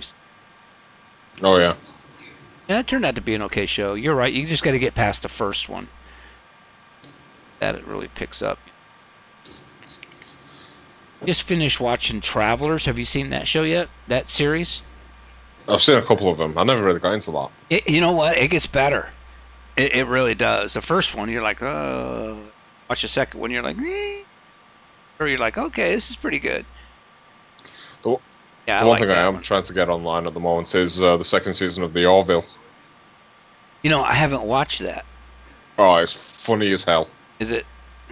Yeah, well, you know, it's kind of like if you just like kind of comedy because you know it's the creator of Family Guy. Oh God, yeah. Stephen Not my Fowler. thing, yeah. But no, trust me, it's like a really good it's like a proper piss take of Star Trek. Oh yeah. Oh, I do know that show. Absolutely, yeah. Yeah, I get Star Trek slapstick. Yeah. I just started watching Nightfall, which is not so bad. Not great, but it's not so bad. Oh, I guess it is. I mean, it's about the French. They're Templars, but they're French, so people pull their swords and go, "We quit." We surrender. Oh, it's not that bad. It just filling the whole. I mean, all these great series, man, that Netflix has done. But you know, Evelyn and I have watched everything, so we're kind of waiting for the updates. You know, I mean, waiting for the new seasons to come out. But it is pretty cool because you know, when Netflix releases all the shows at one time, you don't have to sit and watch and wait till next week, or you know. Yeah. Here you go. Okay, but I'm about to start my descent now. Roger.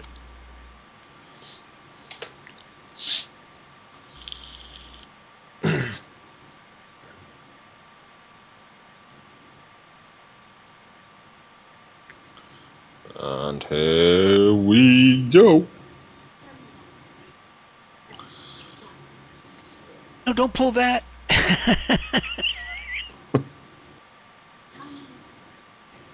And there we go. On our way down.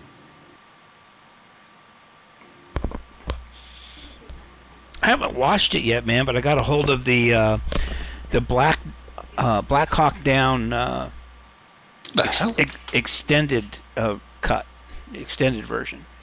Oh yeah. That's a good movie. There's an aircraft below us there as well. I've just noticed there's contrail in the clouds. Yeah. Is that contrail? Yes, it definitely is a contrail. Oh yeah. Charlie Papa Alpha 1738 going into Alaska. Yeah. Well, that makes sense. Oh wait, there's another one. There's Delta 1127 going into Port.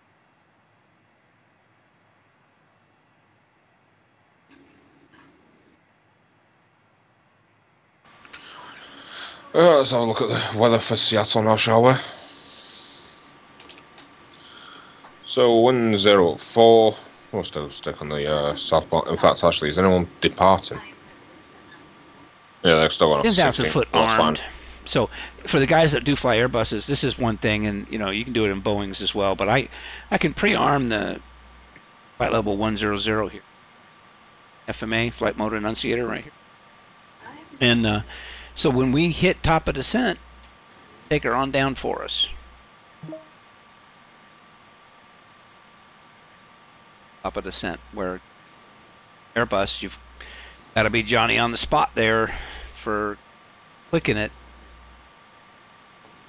Ain't gonna go down till you click it.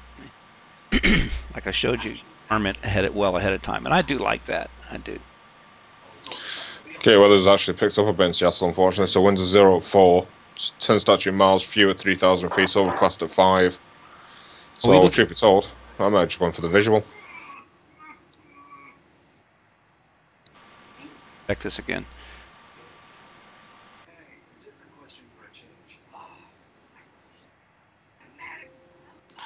003.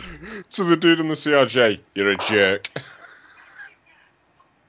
Oh, wait. 1754. Dude in the CRJ. Where? I'm just looking at Delta 1754.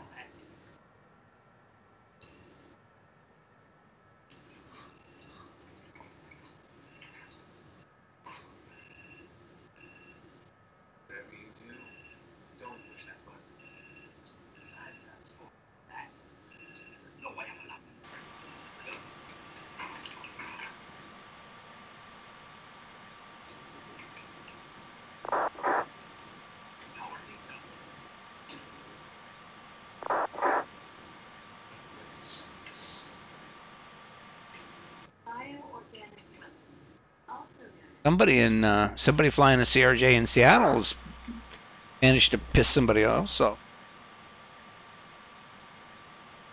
I don't know, it's 2469. This Delta is. Say that again, Grant. I'm trying to find where this Delta is. Yeah. 1754. He said he was at Seattle and said he just cut him off.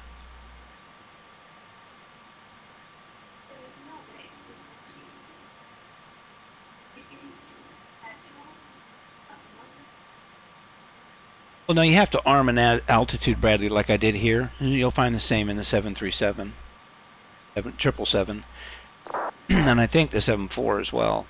Yeah, you arm the altitude and then it automatically descends. I could have armed that altitude 100 miles ago, operationally. What the hell's going on with Seattle? That's by here. I don't know, mine was working okay. Let me take another look. I don't know, it just looks like the number's blurred. If you look at the departure where Seattle should be. There were like 2 Seattles popping up on VATSPY. Oh, there's another airport there, Boeing Field, man. It's right on top of it.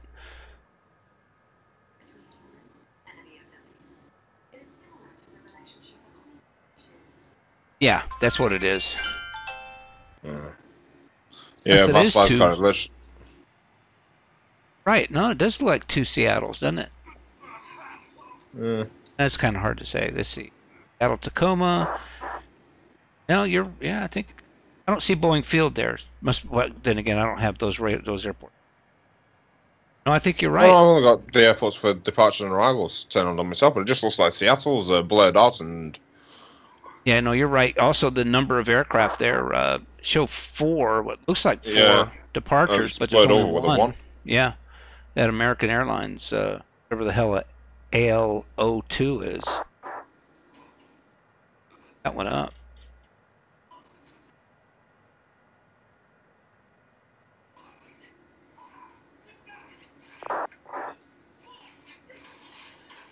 Oh, the CRJ's gone. He's logged off.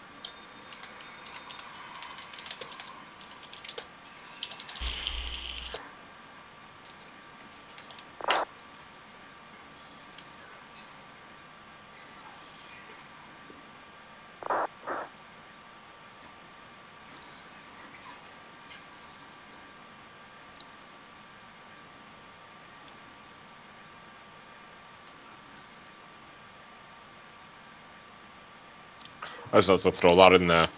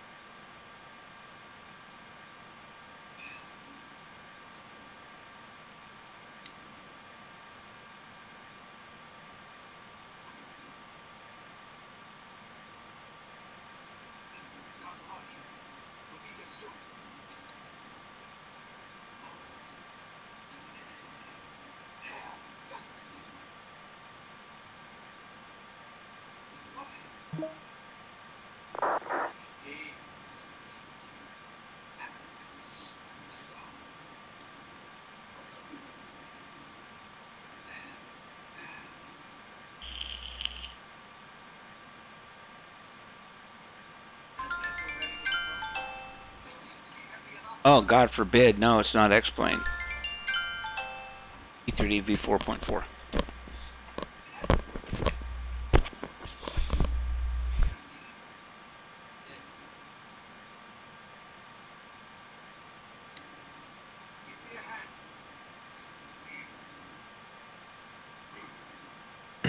Okay, so just coming up towards 18,000. Altimeter's 2956. Oh, it's nice and low.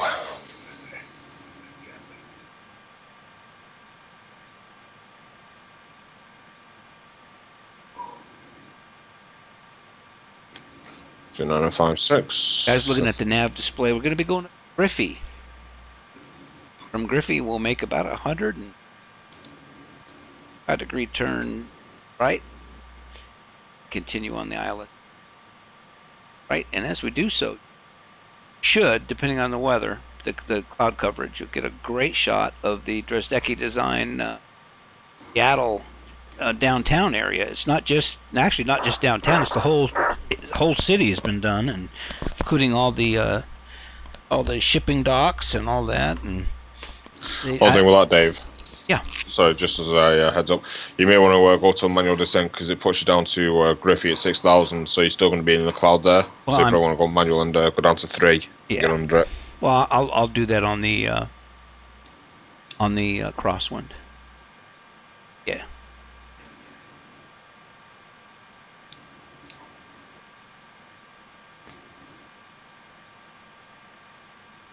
It's a beautiful sunset as well.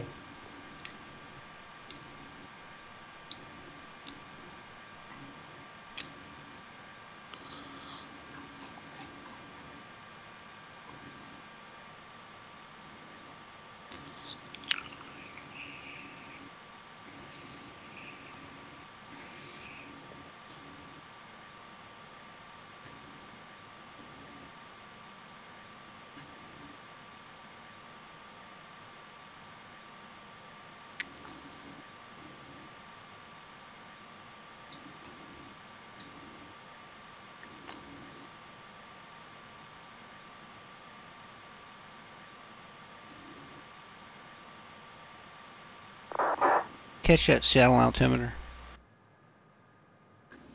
2956. 56.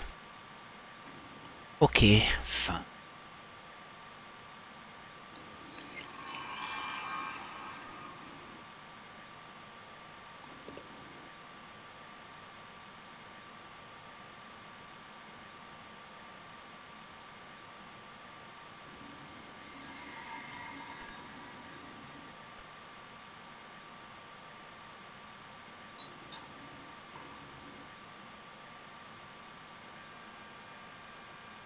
Oxen trans hydraulic pumps are now on.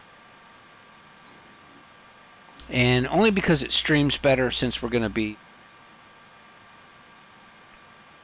right on it. And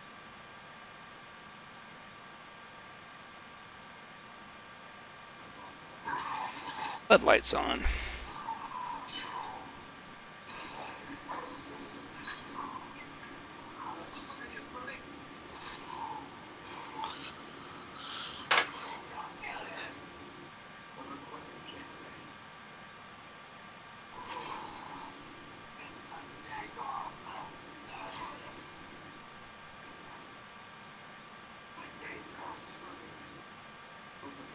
Normally, again, we wouldn't do that, but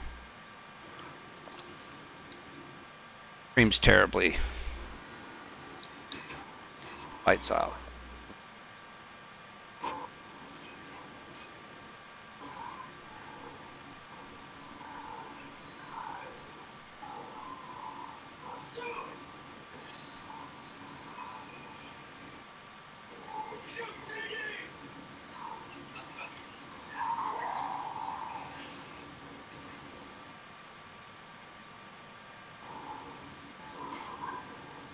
All right, 3 miles out of Kofe. Okay, roger.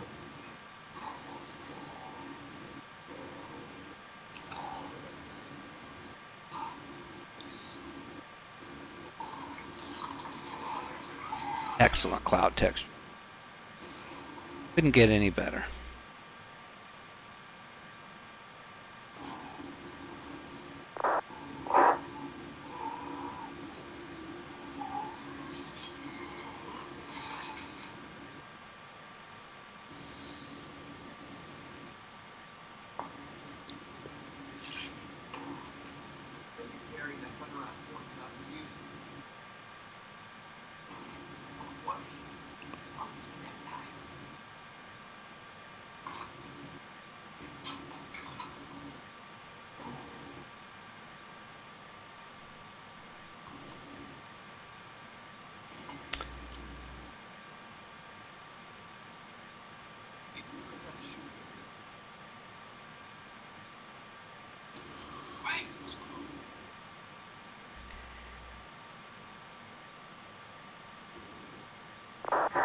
Seattle, nav 2.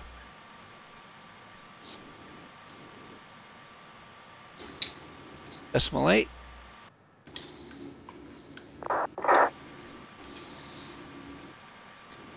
ILS frequency in. 11.7, 164 degrees. 111.7? Yep. 164. 164, thanks. Actually, standby. Sounds right. 10 decimals. Hang on, just a minute. Nope, that's wrong. It should be 110.75. 110.75, okay. Course was good, 146? 164. Thank you, buddy. So we'll go ahead and get our course in on our other nav radio since matter for tracking the DME. Seattle. So we're 14 miles out of Seattle Airport right now, and that's of course where. But we've got to go a roundabout way, so. Okay, altimeter's radio altimeter 139 feet. Yeah, I got 139. Yep, that's what I put in. So since this is rounded out to tens, it's 140. It's set. Hi, bro. I'm slowing 210 knots just to get. No, roger. All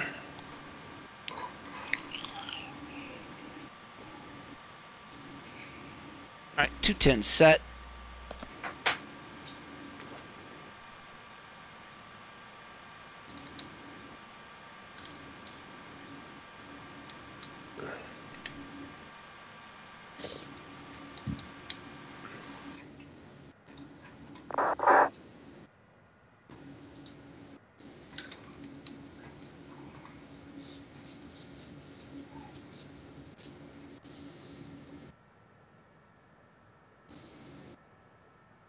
Okay, that's just below 10 now.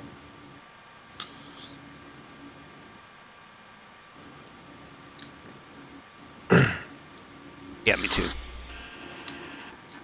9.5 now. No, roger.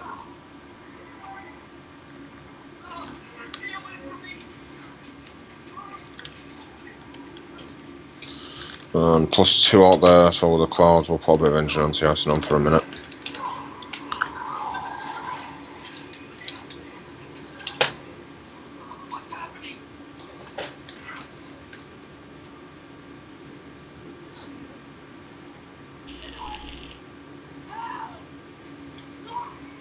After Vashon, I'll continue down to 4,000, and then Crosswind, I'll go down to 3. Roger. Maintain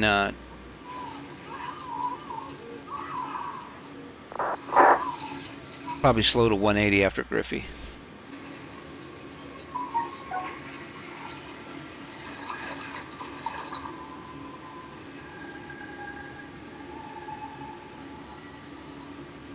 IMC 7.7.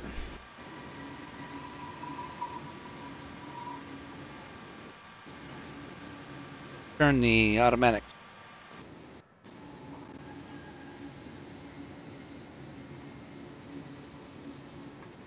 Tap on you guys again. And 7.2, Grant. I've got a ceiling and a floor cloud base. So. Roger.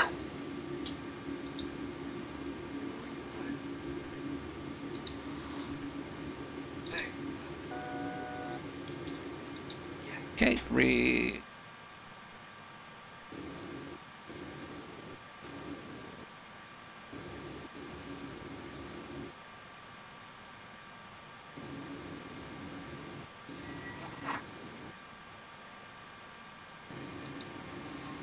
Okay, profile for 1,900.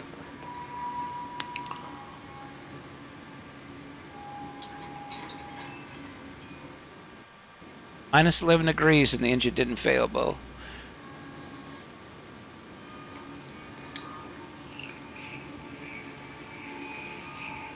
Okay, so I'm going to have the fuel line freeze up on me just to see when exactly it does it at, because that's got some rain.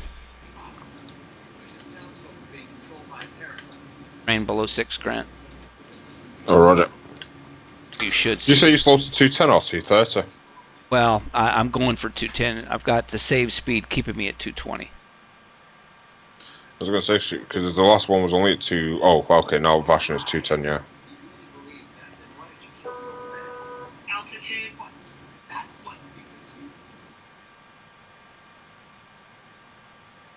Just Okay.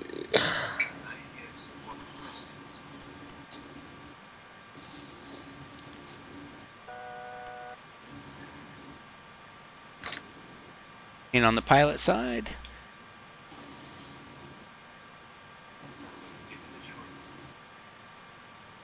.5 for 4,000. And I'm below the ceiling here, buddy, at 4.4. Roger. I'm just coming through 7.5. I was starting to see a little of the scenery down there. Go down to 3,000, it should be a little...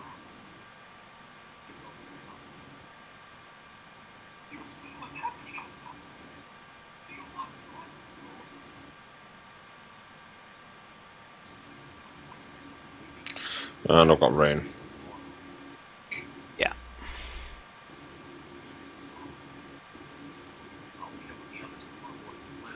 And direct to...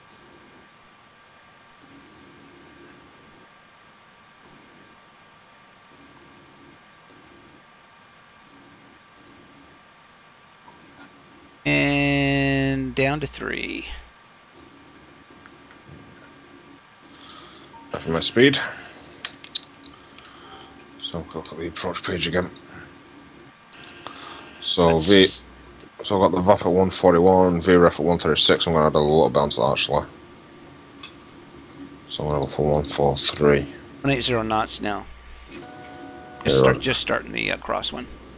So clean minimums 201, slot extension minimums is 157, flap 18 is 157 as well. That works for us.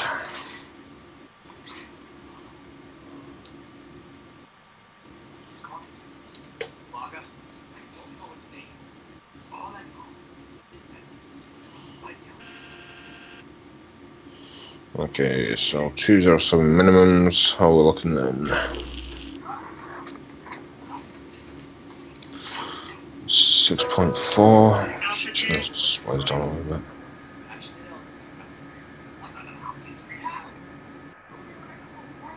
Wow, it's just pretty neat, man, seeing the moisture come off the wings, Grant. We did not ever see that before.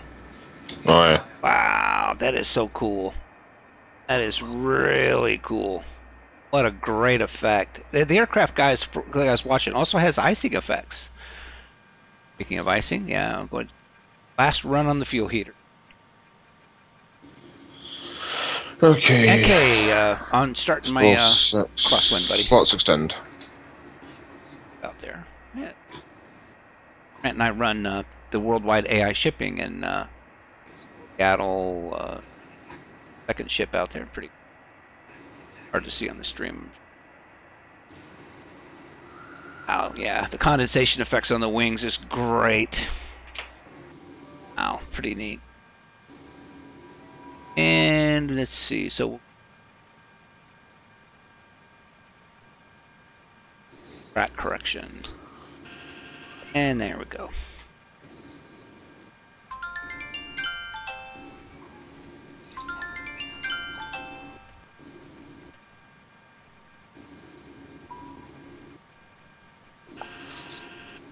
Okay.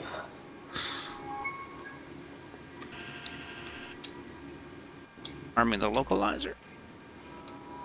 Okay, since we've actually lost our for now and we're out of visible moisture, engine NCS is coming off. On the spoilers. See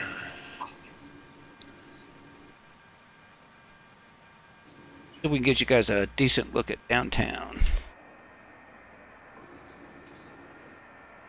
Second here on the right side of the aircraft is there. It is. Yeah. Yeah, you'll get a good look at it.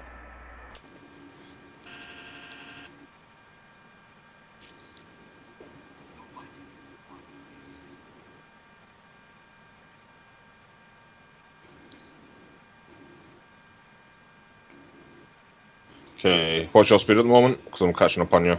180. As I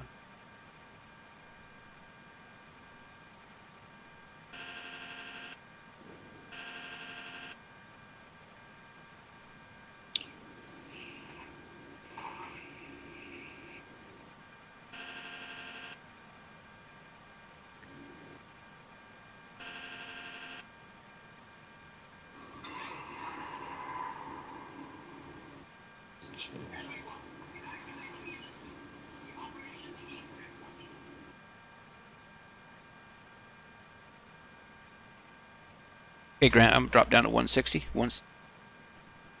Okay, roger.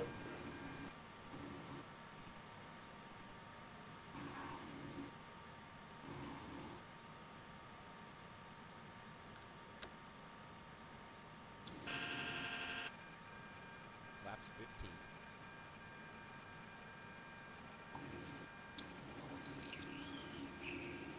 So here on the FMA, we have LOC telling us our visors armed. You just saw it. App. And at that point, it's either ILS or auto land. Hey, and I'll do the landing manually, but that's that jog back and forth thing. Guys, the damn city. There we go. So look at the ship down there, the cruise ship all lit up. About 5. Looking great. The Seattle Space Tower Needle, whatever it is, downtown Seattle. And you won't be able to see it now, but that because of the fog, but the area right over there past downtown is a whole harbor area that's been really... See the Ferris wheel down there just to the right of the city, right there. It's a sharp looking down. Exceptionally well, if you ask me, by Dresdecki. Perhaps 28. Grant, I'm going to go ahead and reduce. Yeah, plus 10. Okay, roger.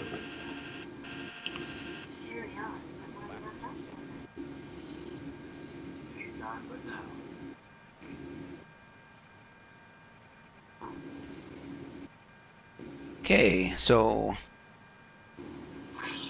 9 miles out, gear comes down at glide slope. Now we look on the FMA, flight mode annunciator. Now in more modern aircraft, you'll see that on your display, but here we have a separate enunciation. By slope track and on the ILS.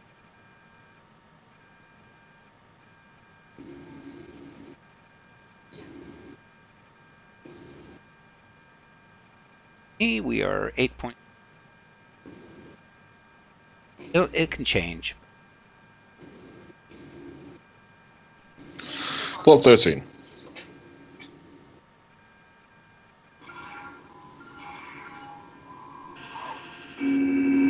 Stabilize your motion.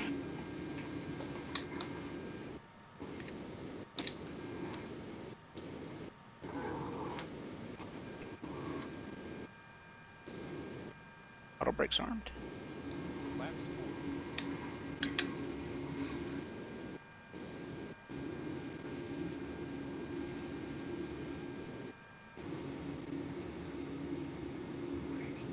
I get to play Santa Claus. Target took him out. Runway in sight.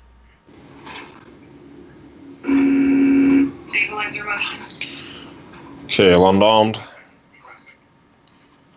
Getting traffic advisory here. Autopilot's off. Getting close to me. I'll keep an eye on that. Hidden click spot here on the.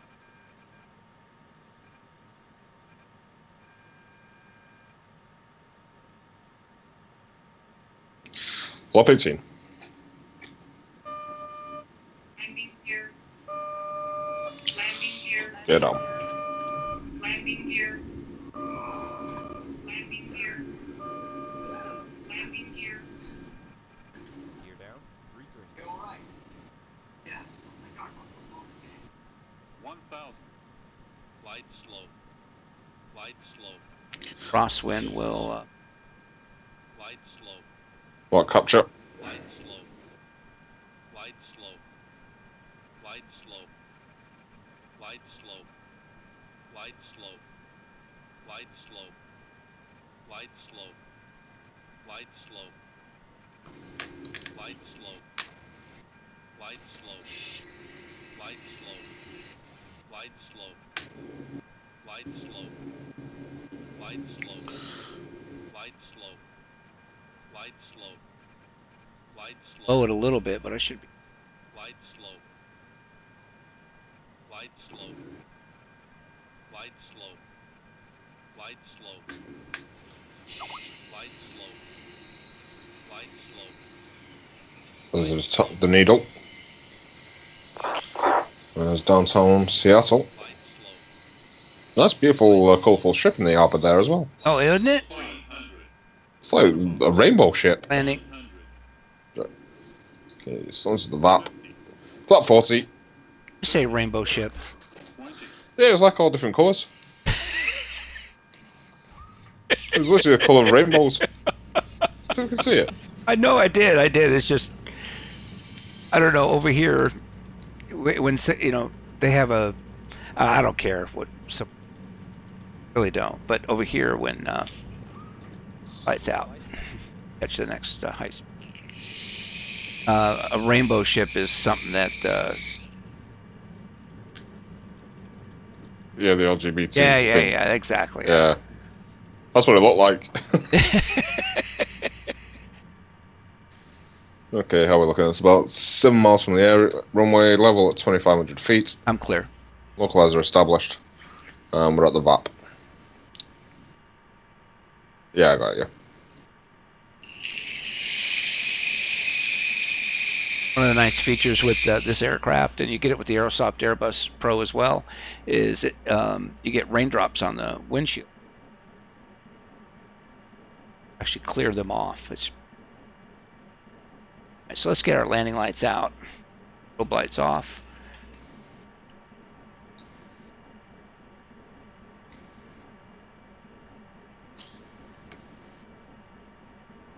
I haven't seen the scenery, I guess.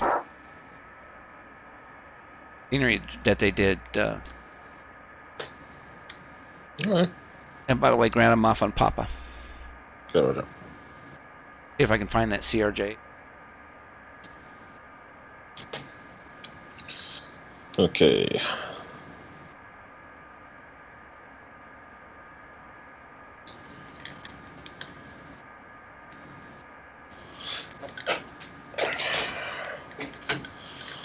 Okay, glass slope's alive. Hostile land green. We're not going to do the hostile land, obviously. We're going to take that off in a moment. Just let it get established on the glass slope nicely here. I have, we are here on the left. Right? So we'll cross. I cheated before and I just looked. It tells me where they are. Could have gone right across, but. Okay. Show finals. 1,000. All spots going out. Autopilot. Not non-visual.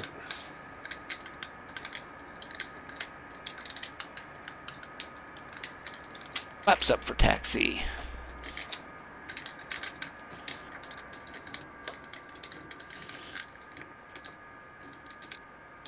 Quarter tone high.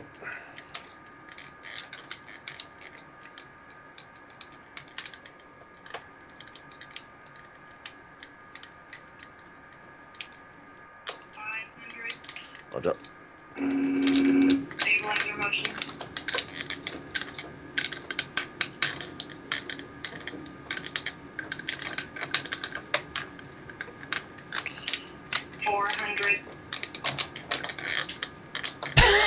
I can hear your yoke. Smash, boom, bam. 300. Approaching minimum. Roger. Minimum. Landing. 100. 50. There you are. 30. 20. 10. No landing lights, man. They're definitely on. No, I believe you. I'm just saying I'm not able to see them.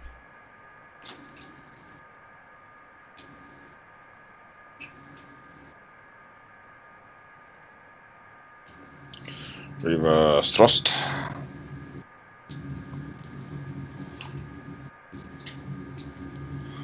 Manual brakes.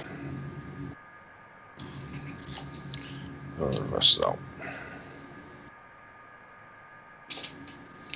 And I'm going to fire you back. The park. Here 2 and 3. I'll take 2. Okay, roger. Okay, trim is going down to 3 aircraft nose up.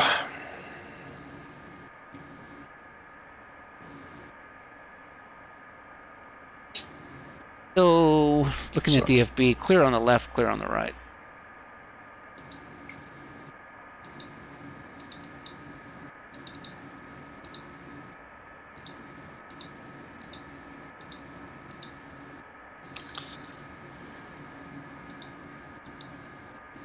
So let's use it off.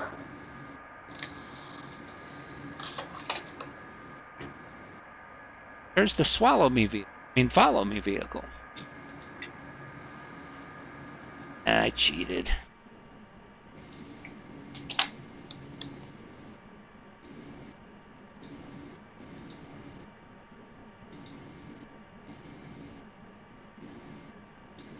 So I'm taking 3, yeah?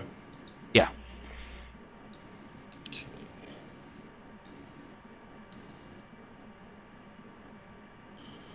So, I know it's going to be by Alaskan. Okay, so where is that guy at? Take the door off again.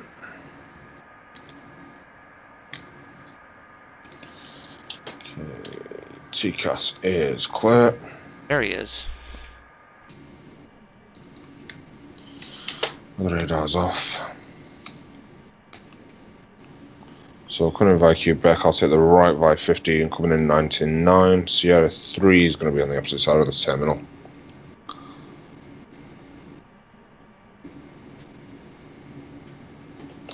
Good Evan, see you all 5 o'clock. Roger.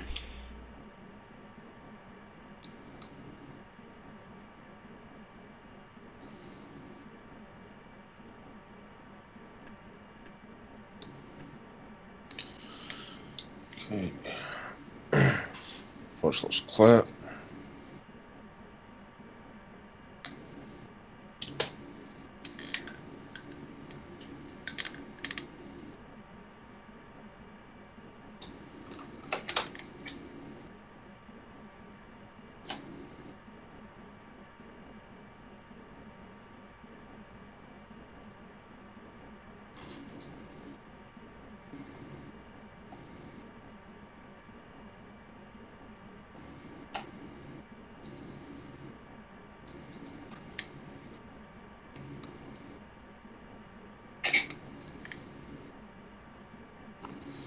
Bones are disarmed.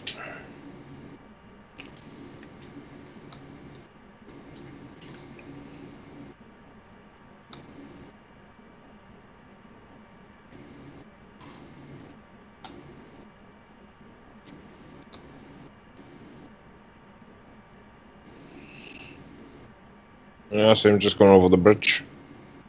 Oh, nice. That's what I saw.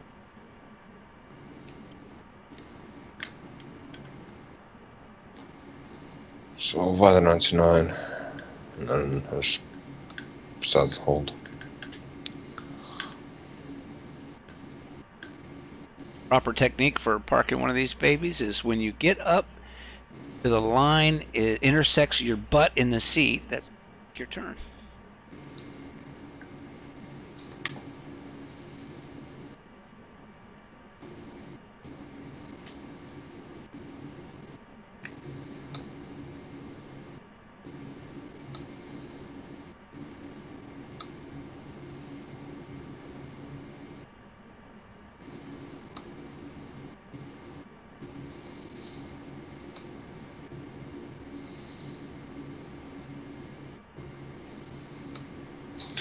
Okay, tax lights coming off. We'll take the tax lights off a bit early just so we don't blind the ground crews.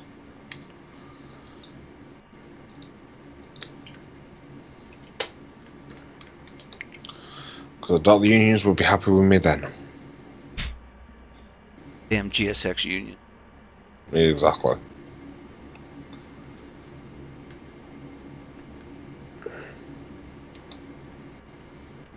Break set.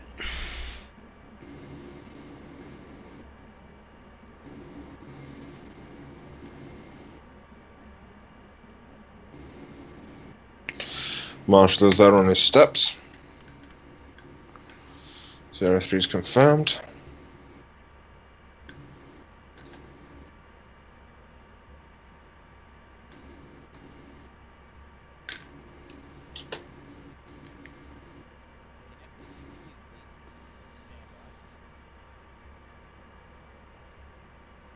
Ground power when it comes on.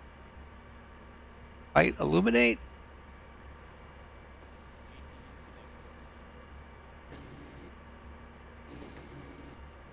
There we go.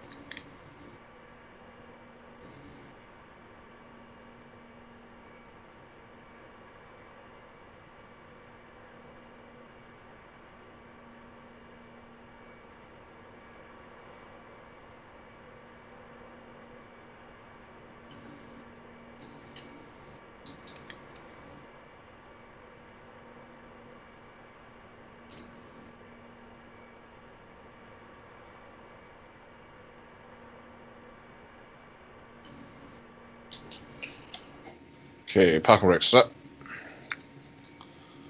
AP is up. 1, 2.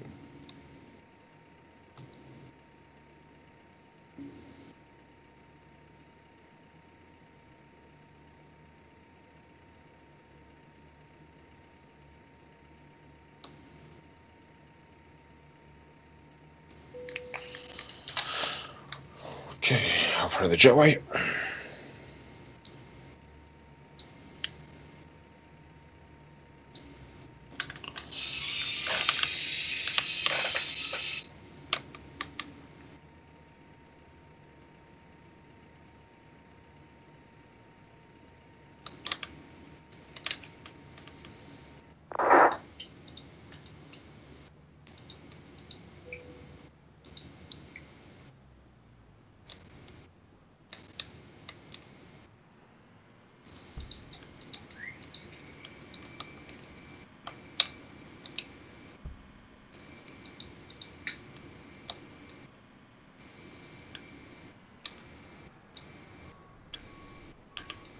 1 out of 80 passengers deep.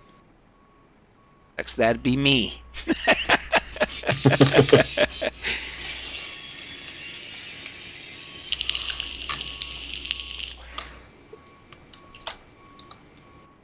Okay, request deboarding. Get some doors open here. Open. Chop. Columns are in place. Wheel chops are in place.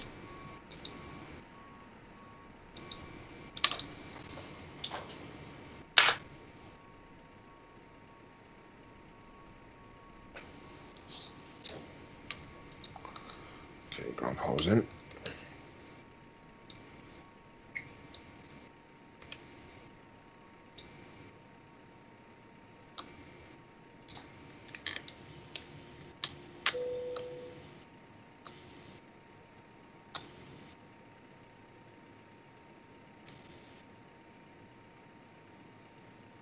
Bravo gates.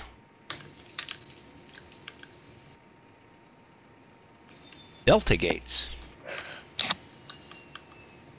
He's confused.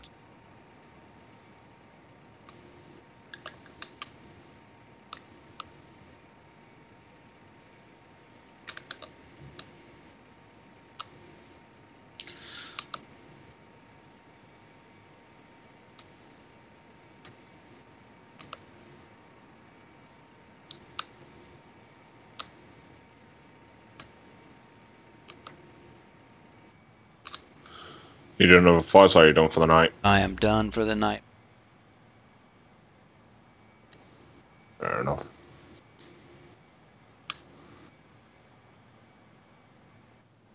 What's this, up an overnighter?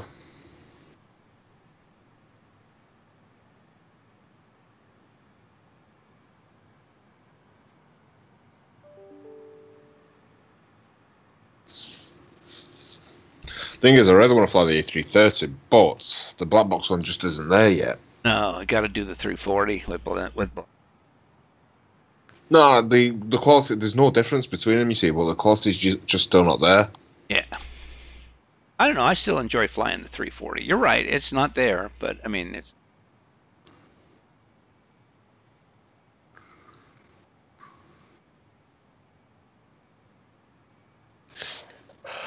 The problem is I'm not even had any updates on that yet. Can I look on that thing actually and see if there's got any plans for any updates? No, I did already. I did that a few days ago. Nada. Not a damn thing. Hey guys, listen, thank you so much for spending your time with us this evening. Always appreciate that. Bradley, welcome back. Has been a while. And we're going to shut the stream down. And so I wish you guys a wonderful rest of the weekend and a really great week.